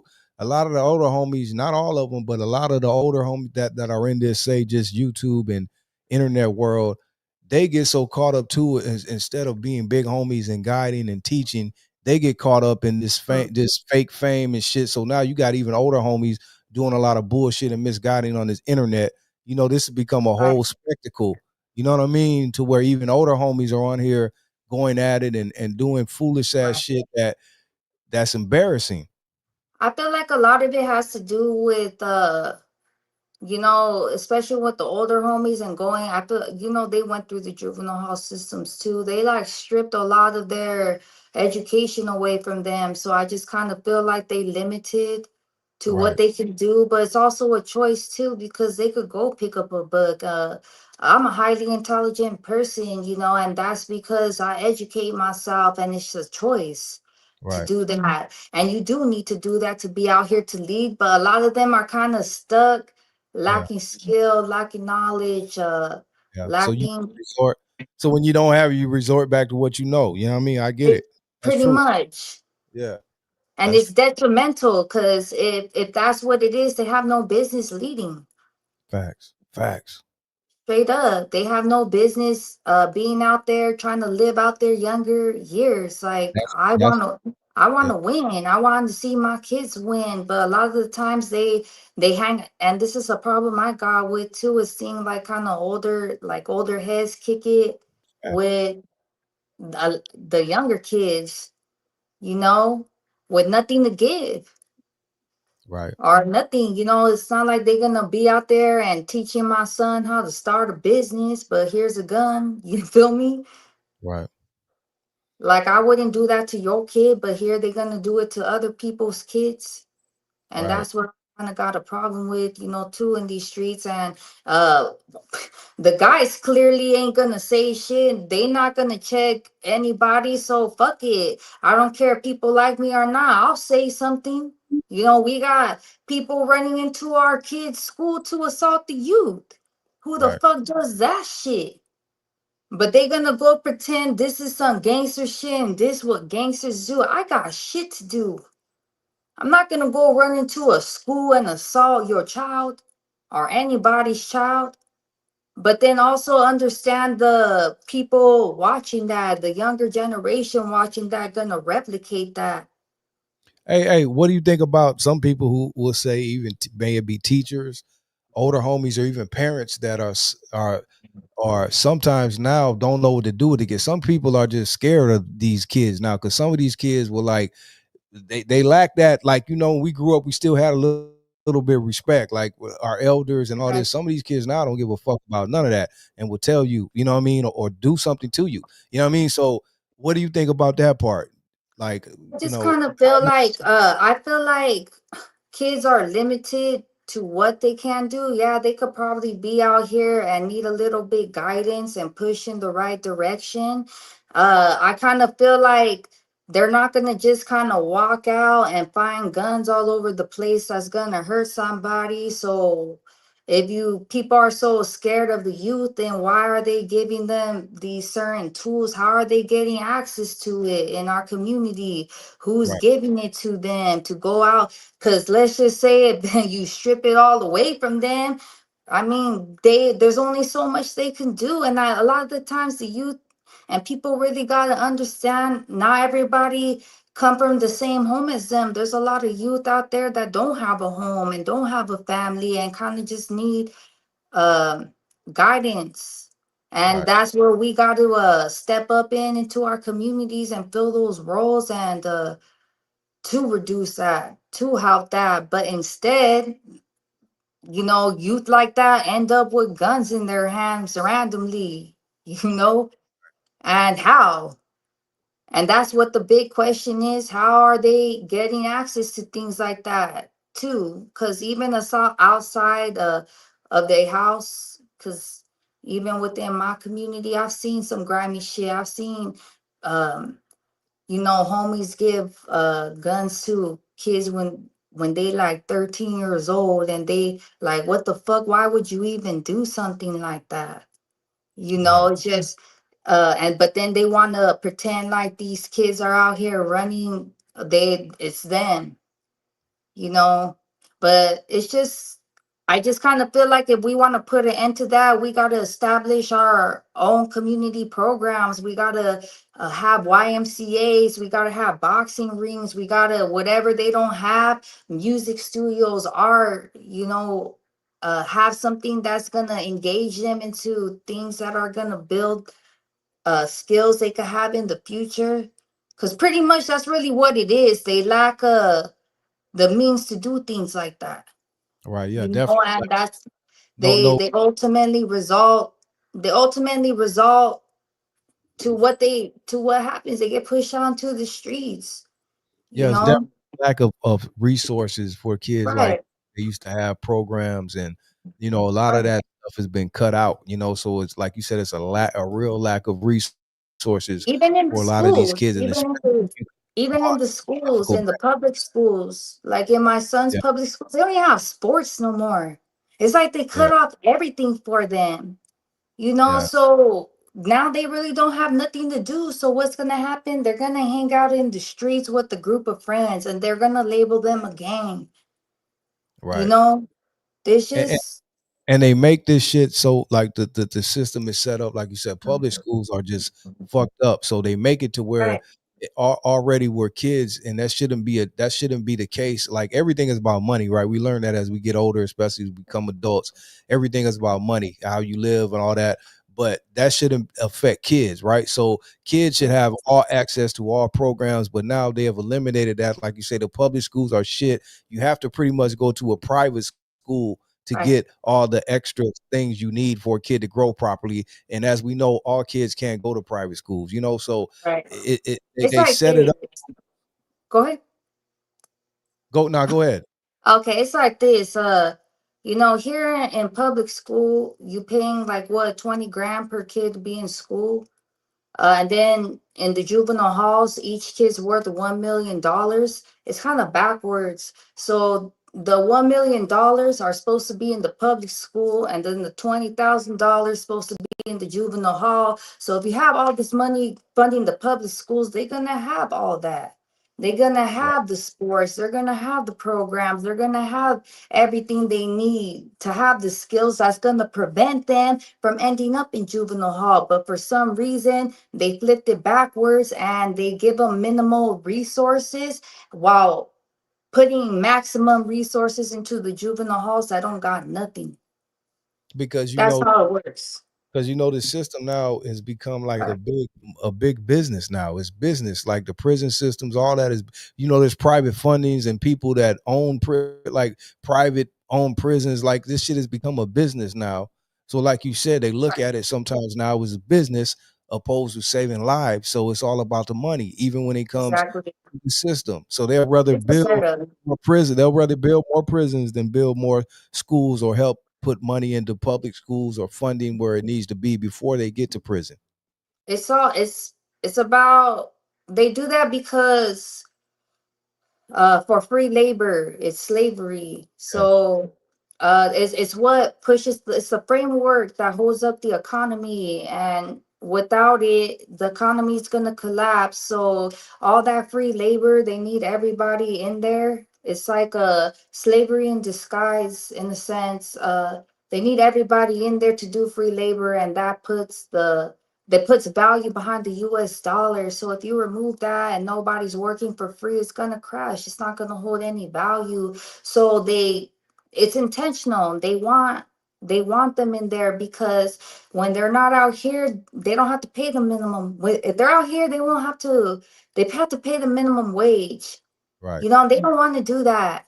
right. And they label them criminal, and they'll web them in together, guilty by association, just to throw them in jail so they could do free labor, so they could make profit and And exploit off our people. that's the And big that's problem. what it's about. And so it's like this. um if you're going to venture into that, and there does need a voice, to end that, you're gonna go disrupt and end slavery. So if you go collapse the system, you also need something set in place that's not gonna plunge a society into chaos. But regardless, it's still wrong. It's still wrong though. So it's like kind of it's hard, and it's something I think about a lot. Like how are we supposed to end slavery? We can't How we because the people, the government is set up to, especially now where it's so much about money that they don't care about lives, they don't care about people, any of that. It's all about money. So, like you said, not only the prison system is a slavery system, but even out here on the streets now, if you're not up here, is no middle class, none of that. You're either up here or down here, and they're pushing Mhm. jobs out, everything out. You know what I mean? Because so they can make the dollar easier and pay less, and just collapse our economy and people. You know what I'm saying? They're making robots, all this shit. They just don't want. I don't know. They want to keep slavery, and they want to keep the rich getting richer and the poor getting Right. poorer. Period. That's true. And it's like a harsh reality to come to terms with, because I struggle myself with sitting there knowing this exists, you know, or and then trying to like, come up with an excuse like we need this, when we really don't. And it's just something hard to really come to terms to and wrap your mind around. It destroyed my reality Yeah. when you break the system down to understand that they have all our men in there working for free labor, 700%.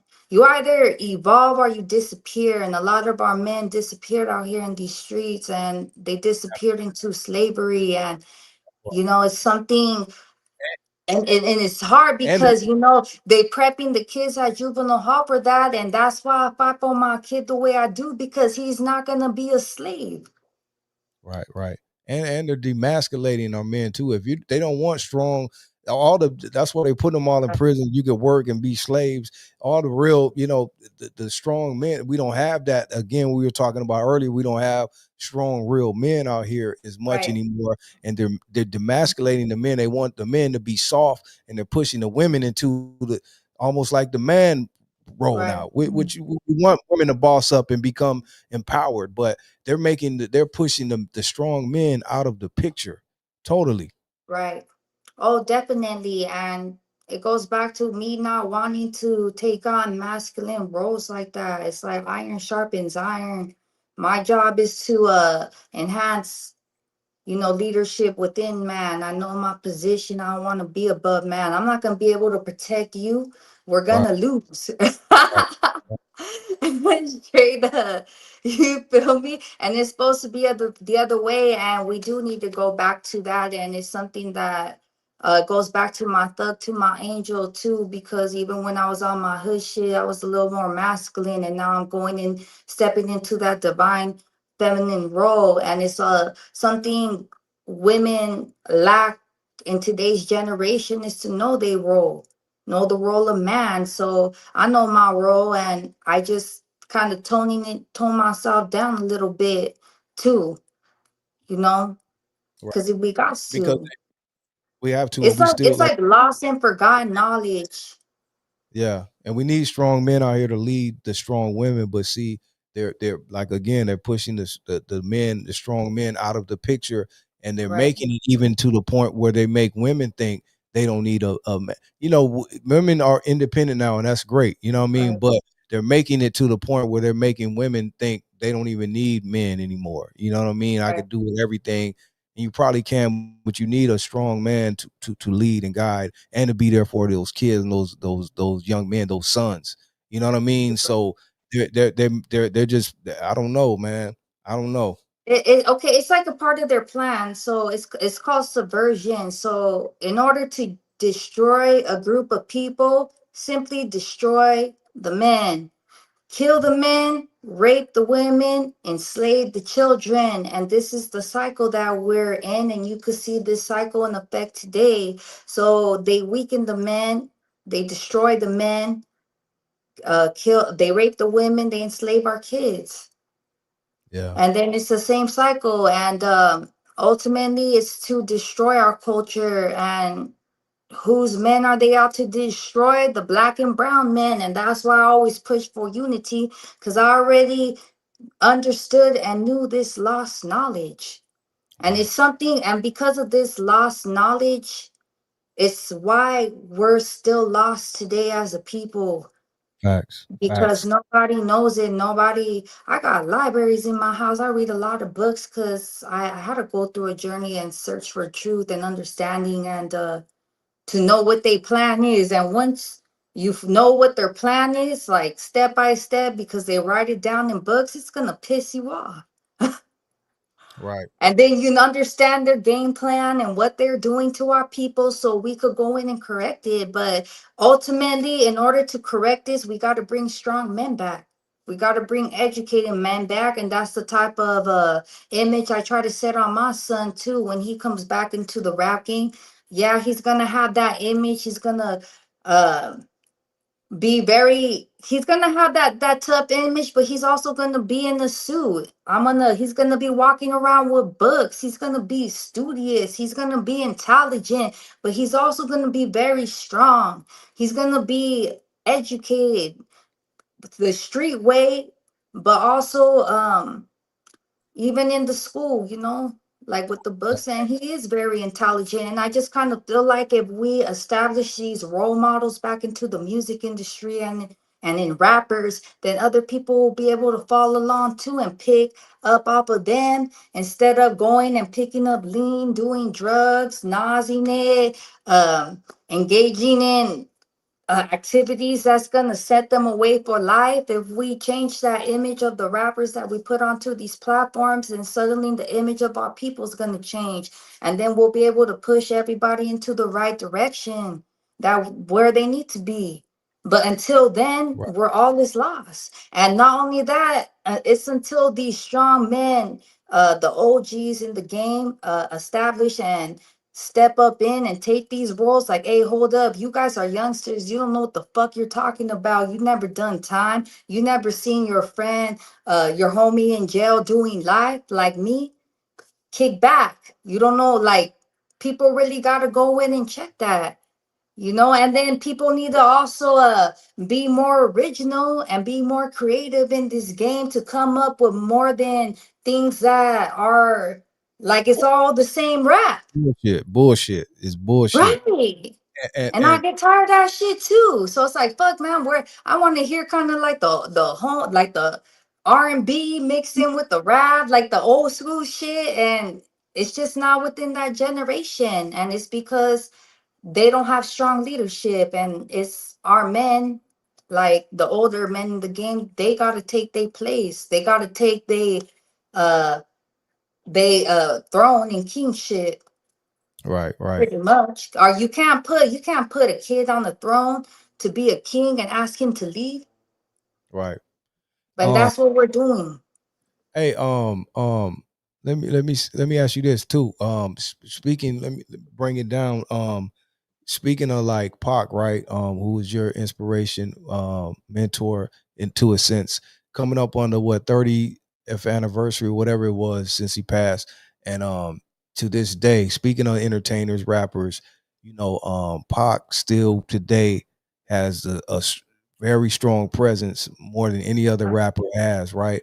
And we know why, and what I mean, he's raised kids and done so much, right? But he's had a mixture of a lot of shit he went through too, and people love him, Mhm. people hate him, but he's had that impact overall, and it's like 30 plus years, whatever, and he's still remembered and loved, and has still a strong impact. What do you think that? How can I ask this? Like, I know the impact he had on you, but what do you think that is? Because that's the same thing we're speaking on, that rappers and things of this nature, even his generation, lack, right? That he had. Yeah. So what do you think that is? Because he's gone now, you know what I mean? There's never been anyone to really do it that way. Um, what do you think we could take from that and learn, or do you think anything like that would ever come back again, where we have people like Pac, you know what I mean, that did what he did? Because like I said, 30 years later, his impact is still, he's the biggest still, you know what I mean? And the impact he's Right, had. Not just because he was a thug, he had his ways and all that, but he was a well-rounded, the things we're talking about, educated thug, and he right. had his ways and all Exactly. that. He was only 25 when he died, but lived a life of a probably a 50-year-old, like some they haven't done the things he's done. I kind of feel like people need to know, they need to know, like, they really need to break Tupac down, because everybody, like a lot of rappers I try to take on his role, they only take on the thug aspect of it, and they miss Right, the educated. Pac read all kinds of books, and something I learned recently, is you go through a period of enlightenment, and it's something I went through. I was very enlightened, and um, I go back and I listen to Pac's music. Suddenly, the message changes when you go through all the books that he's read, and you like, I was shocked, like, hey, that's really what he meant, and suddenly it's a whole different song. So it's like you're hearing his music all over again, because I used to be there like memorizing his shit, and then when you get older and you read like the same literature, the same knowledge and books he's read, and then you go listen to his music again, it's like you listening to the song like for the first time, and you right, have a different understanding too. So I kind of feel like people really need to understand the formula of Tupac that makes Tupac, because everybody just has the street aspect of him, but they're missing so much. They're missing the most important part, right, and it's like the part nobody wants to take on. They don't want to go read a book.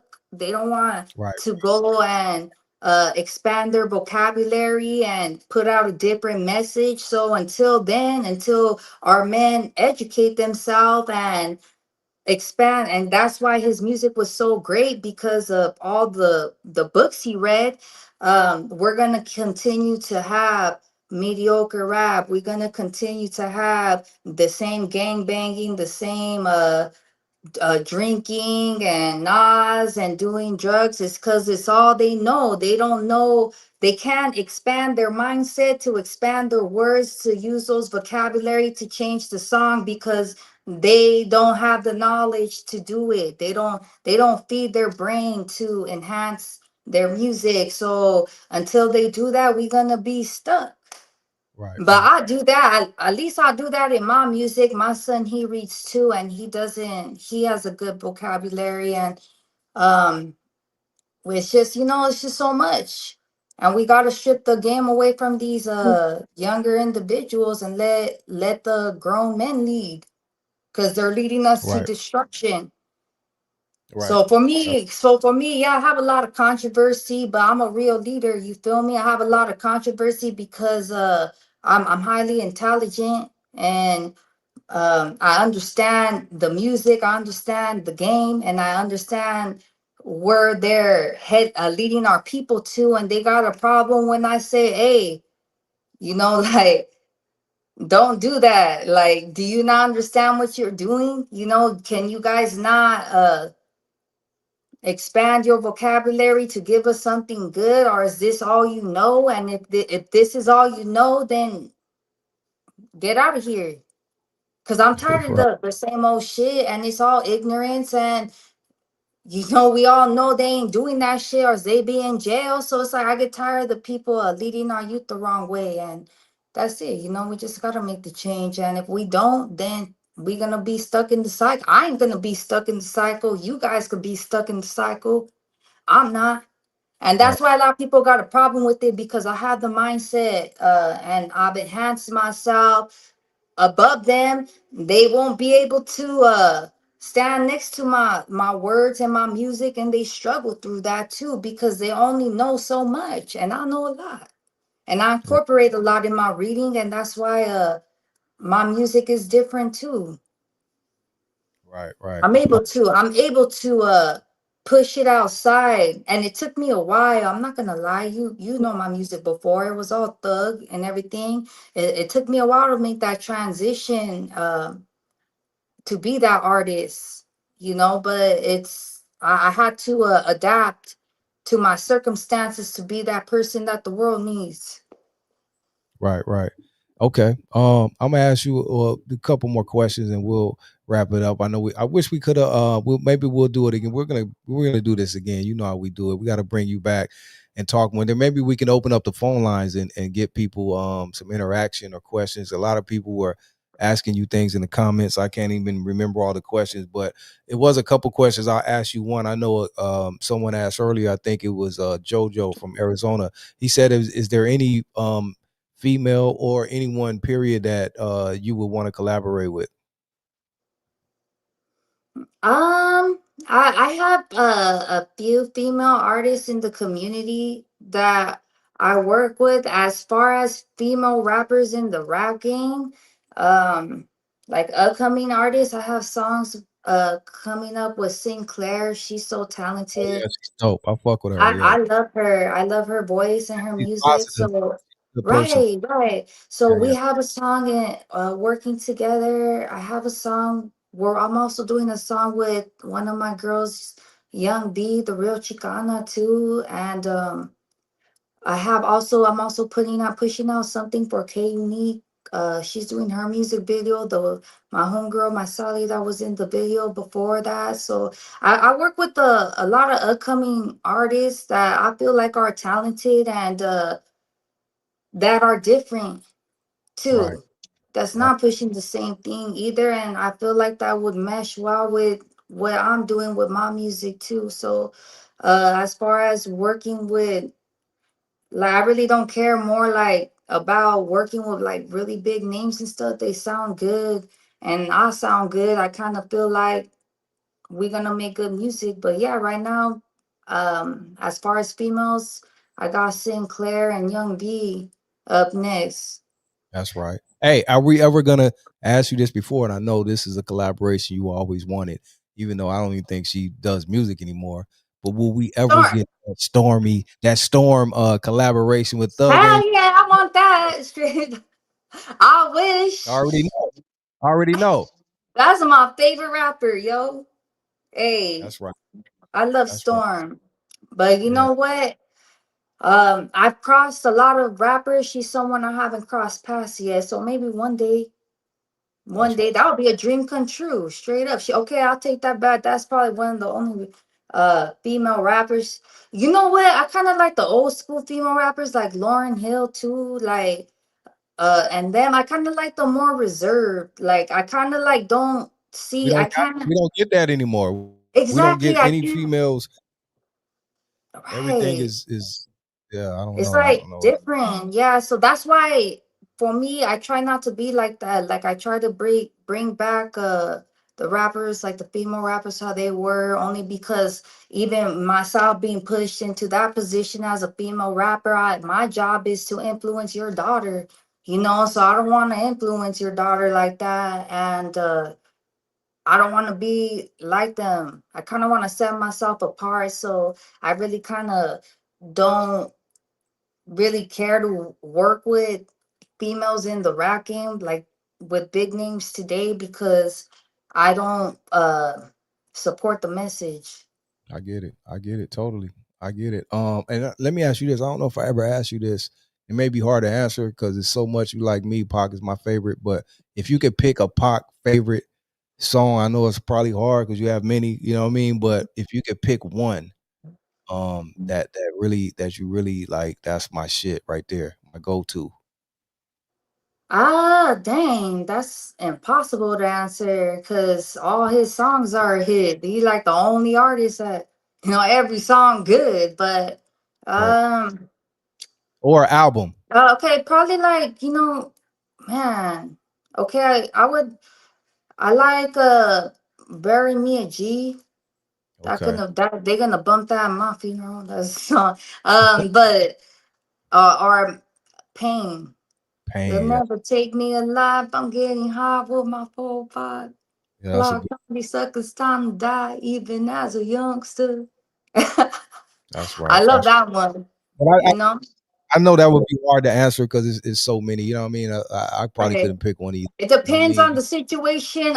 What's good or Right. great about Pac is he has a song for this Every every situation. situation you Every in. So it really depends on my situation. It depends what I'm going through. So, you know, it's just all his songs are good. I love. Right. Now I get it. And that's what make Pac so great to me. He has a song for every situation, like especially the dark and the painful shit. You know what I'm Right. saying? Even if you want to feel good, he has those. So he just has I feel- something for everyone. You know what I'm saying? So right. that's why we love Pac, you know. And For yeah, sure. me and Thug, yeah, Spank said I read. Me and Thug we gotta do something one day too, Thug Angel. So For sure. Yeah, I'm um barely getting back into the game. So yeah, I'm just getting warmed up, and right now, helping some of my homegirls get on too. A lot of times, especially with me, people don't have those connections, or when you talented and nobody get to hear your music. So I help a lot of my homegirls out here too, and I fund a lot their music too, just to let them have that experience, as every other artist. So you know, I am definitely gonna. I'm starting to make my way back into the rap game, and ultimately just was waiting to get past this barrier with my son because that's my priority. So I put my mic down. Now I'm picking it up again, and I'm gonna just give it my last because I'm not gonna be doing it much longer because I deserve my retirement. I did a lot of shit. I already put in my work. I already did my music thing. I went and I did accomplish a lot in the juvenile halls. Like, man, that shit takes a toll on you, and I'm exhausted, yo. I'm tired, and I'm gonna let my son take over. And it's like the masculine version of me. He's better, so you're not gonna be disappointed or anything. It's not like you're gonna miss out. I'm just gonna retire. Well, pretty much, I'm gonna promote myself from artist to executive, and I'm tired, and I deserve it. I earned it, that's Maybe once in a while I'll push out a song, but then I'm gonna let him shine because that's what I fought for. I gave up my dream so my son could have his dream, that's and right. now he's gonna go have his dream, and now I get to go lay out on the beach somewhere. That's right. I'm just kidding. That's right. That's right. That's right. As you said, as you Straight up. I didn't deserve. do it all for nothing, you know. Right. Right. But he is. I'm excited to see what he gonna be in the future. I'm excited to see his music, him grow as an artist, him grow as a leader, as a man, because he's very intelligent. He's a 4.0 student. He's just like me. But you know what? It took me a lot of years to develop my mindset and be who I am today. um he caught it on, he picked it up at a really young age. So what took me, you know 30 years, he got it at 17 years. Right. And I'm excited to see him grow from that. That's right. That's So right. he's gonna be a leader too. Maybe he's gonna be that leader that everybody needs, everybody waiting for, that's gonna guide. You That's never right. That's know. right. Shout Right. out to All I know is I don't want it to be me. that's right. Shout out to Lil Pac coming home soon. And Yeah, I can't wait till he comes home and see all the great things he's gonna do. You know what I mean? And right. make you happy and proud. Oh, one more thing I want to ask you too. I know you've done a lot and you've collaborated with the Outlaws, got a relationship with them. You know, recently we lost Young Noble, unfortunately, the way he went out. You know, what's your thoughts on that? As we close. That was when I got the news about him passing. It was something hard for me. I kind of felt like Tupac died again. Like only because of the relationship I was able to establish with him on a music level, just because that's the closest I'm gonna get to Tupac, and just getting to know somebody like that and being able to work with them, and um, he was a friend. We were gonna have new music Right, coming out too. We were already going to start working on another song and everything, and we just I never got that chance. So hey, I'm blessed I have what I have. right, That one song, even though it's one, I'm lucky to have that. And I think about him a lot too, and it was something hard for me to have to. go experience and go through, because he was a real friend to me and somebody I really looked up to. And it's just how it was unexpected. It Right. was Right. it was really heartbreaking, and And that lets I you know pray for him a people. lot. That lets you know people too. Never you never know. That's why you got to pray for people. You never know what people are going through. Right, With people you think have got it all, or good, or well off, or whatever you think of people.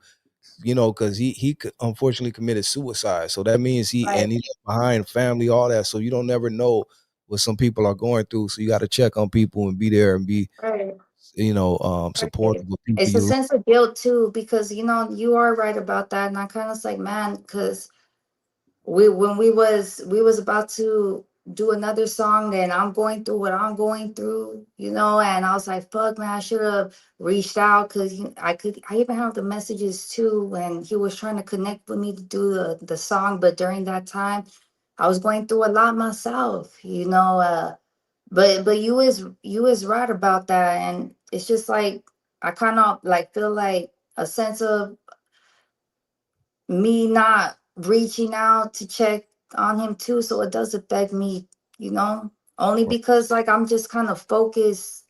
You got like a tunnel vision, so I Right. just focus on what I got to get through, and then it was just unexpected. But I pray for him a lot. I think about him often, and I'm grateful that I even got to meet him, and work with him, so that was a blessing. A lot of people don't even get that opportunity, something like that. Right. So my Right. name already connected. That part. That part. Rest in peace, young noble. And before we end it, I'm gonna play that video too, if you don't mind. And then Mhm. I want to play your new single again so the people can go out there and support. Let the people know. I know you're not fully back in the game, but you got a new single out. You got a few things going on. Before we go, let the people know what you got going on right now, what they can look forward to, or what you want the people to do as far as to connect with Mhm. you, tap in with you, or support you. Well, right now we got the videos we posting up now. I'm working with other female artists. I got the Homegirl Vamps video coming now. I got K Unique's video coming now. I'm working with Sinclair. We're gonna do our video. I have a lot of projects coming together. I'm just kind of making my way into the rap game little by little, and also at the same time preparing for my son to get out of juvenile hall. So you also got to look forward to him and all his videos and all his music. So you're gonna see me, and you're also gonna see uh a whole nother like me in a masculine form, little part too. So there's a lot that's gonna be coming out. We're gonna take it one step at a time. I'm gonna continue my advocacy work.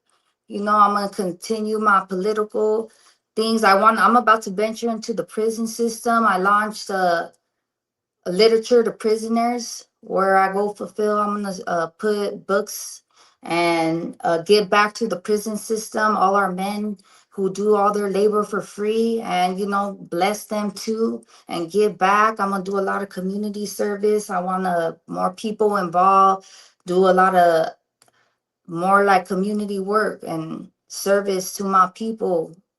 So we got a lot coming up.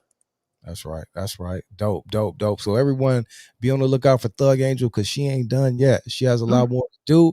And just be on the lookout for her. You know what I mean? And we always got your back over here. We got to do this again soon. And what I wanted to do tonight was open up the phone lines, but we had a lot to talk about. So that'll be a whole nother thing because I know a lot of people want to tap in with you, connect with you and all that. So For we'll sure. do that next time. Um, but I love you, sis, and I'm always here for you, whatever you need, and just keep being great. You know what I mean? And I pushing that appreciate push, it. and can't wait for your son to come home so I can meet him. Hopefully, we could get him on the show. You know what I mean? Just do some great things. Yeah, I'm just here. definitely. I'm right here for you, whatever you need, and whatever I can do. You know what I mean to help you. Let me know. I appreciate you guys. Stay up. One love, one thug. That part. Thug Angel, y'all go follow her. DD left all of her links in the chat. All of her links are right there. So all you got to do is go down there, check all of her links. They're there. And like I said before we go, I'm gonna play her classic. Oh, thank you for that love. Shout out to my boy ESP, Thug Angel. Keep doing what you're doing. Keep God first, and he will see to the keep God first, and you will see the blessings. Thank you, ESP, my brother from another. Also, my brother Big Spanks with the love. Great interview. Thank you, Big Spanky. Hey, we got Big Spanks homeboy. We got something special coming up. I'm gonna just say that, man. So be on the lookout for that. Thank you, everyone, once again. Denise Castillo, Veronica in the chat. The homie, who is that? In the chat. Well, the homie Midnight. Where is he? The homie Midnight Green Thumbs 909. Salute, homeboy. I see the support in the chat. Thank you, bro.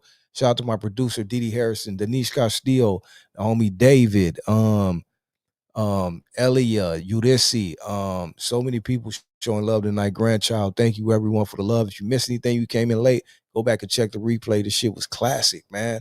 Thug Angel, always a great interview. You know what I mean? So shout out to her. Thank you. Shout out to DD.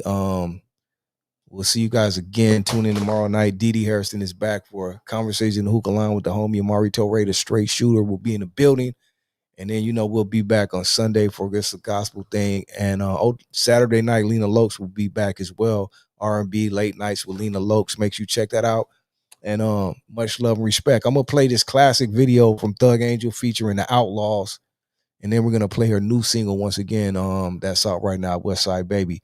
With that being said, we out of here, y'all. Much love and respect from the G-Lew Show. I am G-Lew 100.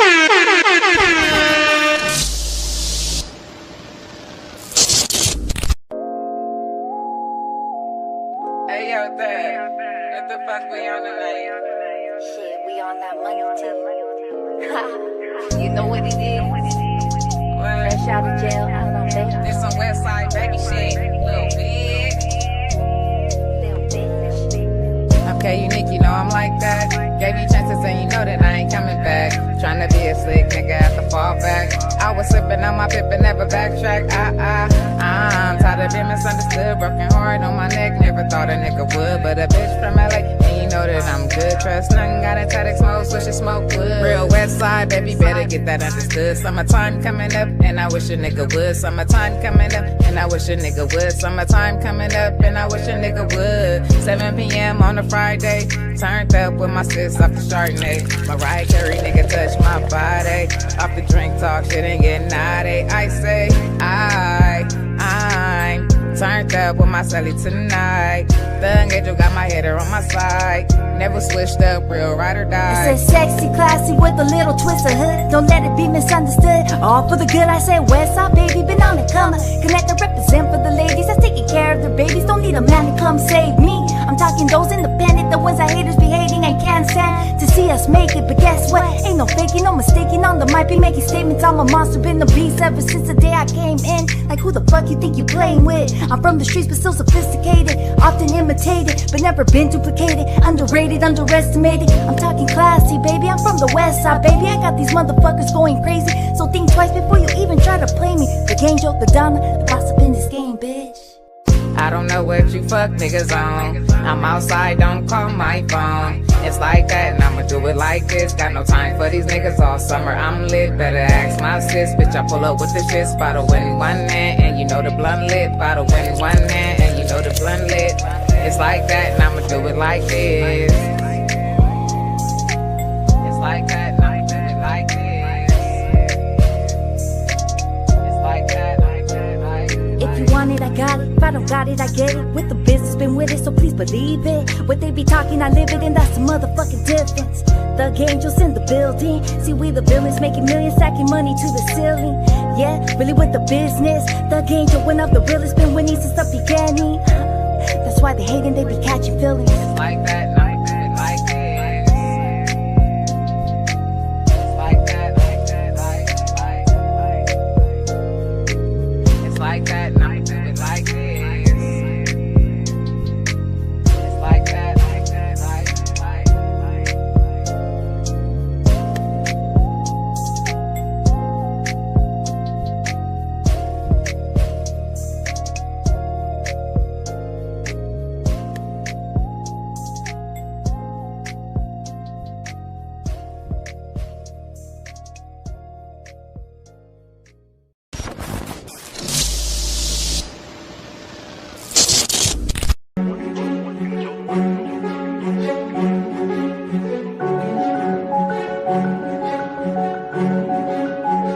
can't be touched. Thug, love, shit, my hood is a drug prison. The end is my mission, so I keep a tunnel vision. We crooked with Henny sinning, beginning is my ending. Minding my own business while my mind's spinning. And then I say, hey, fuck, my feelings were left for nothing. But struggling was one of the reasons I'm hustling, incessant thugging. What was I love that? Somebody tell me something better than nothing. If I'll do you, fuck it up for the love of lust, thugs, drugs.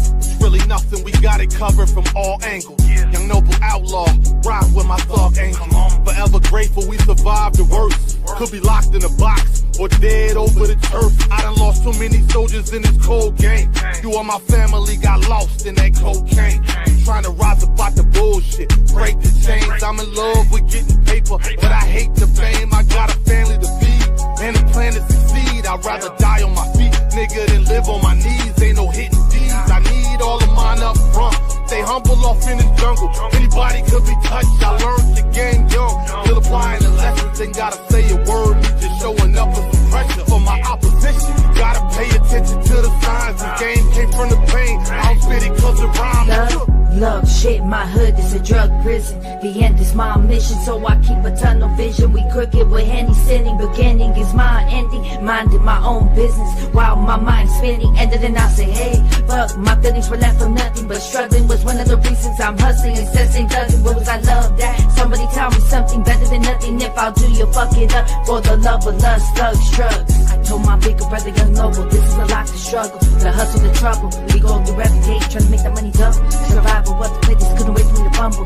Never to stumble, crumble, tumble through the rumble. Always been humble, took it to the hustle. Told the motherfuckers that I have to see buckle. My story, I'm moving, they keeping it truly. I pull out the two, start acting the foolie. Was raised in the streets, all fool, got shooting, don't fuck with me. Been suited and put it again, job noble like Pac, I'm an outlaw. Dubs up, stay rubbing that killer California. A couple of shots, that just means that I warned you up. We setting up shop, then we taking over. 20 motherfuckers fake, no longer loyal, but I'm 10 toes down while the haters be spoiled. I'm a queen, I come from a long line of kings, that's why I've been righteous, Venus been royal. Thug, love, shit, my hood is a drug prison. The end is my mission, so I keep a tunnel vision. We crooked with Henny sinning, beginning is my ending. Minding my own business while my mind's spinning. And then I say, hey, fuck, my feelings were left for nothing. But struggling was one of the reasons I'm hustling, incessant thugging. What was I love that? Somebody tell me something better than nothing. If I'll do you, fuck it up for the love of lust, love, I've been so deep in this game since around 92. It's amazing, I ain't lose my mind from the shit I've been through. Shiesty niggas, grimy bitches, and they all after mine. I got my 2 Glocks loaded, and these fuck niggas know it. Mama keep praying for me, I don't think that it's helping. I got the money and the power, I don't know what to tell them. I fell in love with the game, I was barely 11. I used to watch my uncle cook it, bag it up and just sell it. And now I'm selling lines too, but a different kind, fool. I ain't fucking with the white, but I do know how to write. Treat the mic like a pipe, get these young niggas hype. Hit your block late at night, just to get a couple stripes. From a little homie to an OG, yeah, they know me now. I'ma keep this thing going, ain't nobody slowing me down. I got my own back, I know how to hold me down. Well known fact, outlaw till I'm in the ground. Wanna tell that?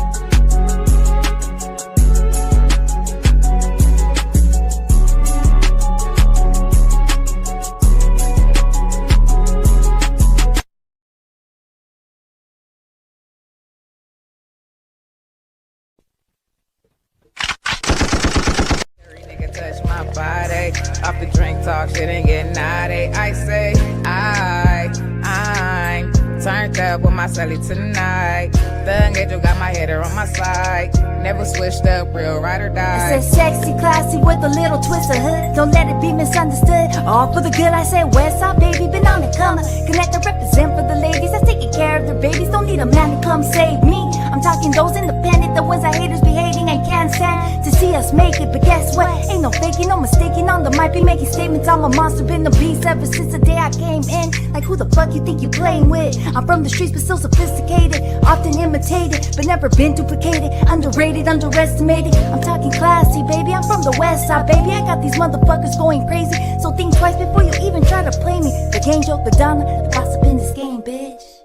I don't know what you fuck niggas on. I'm outside, don't call my phone. It's like that and I'ma do it like this. Got no time for these niggas all summer. I'm lit, better ask my sis. Bitch, I pull up with the shit. Bottle in one hand and you know the blunt lit. Bottle in one hand and you know the blunt lit. It's like that and I'ma do it like this. It's like that.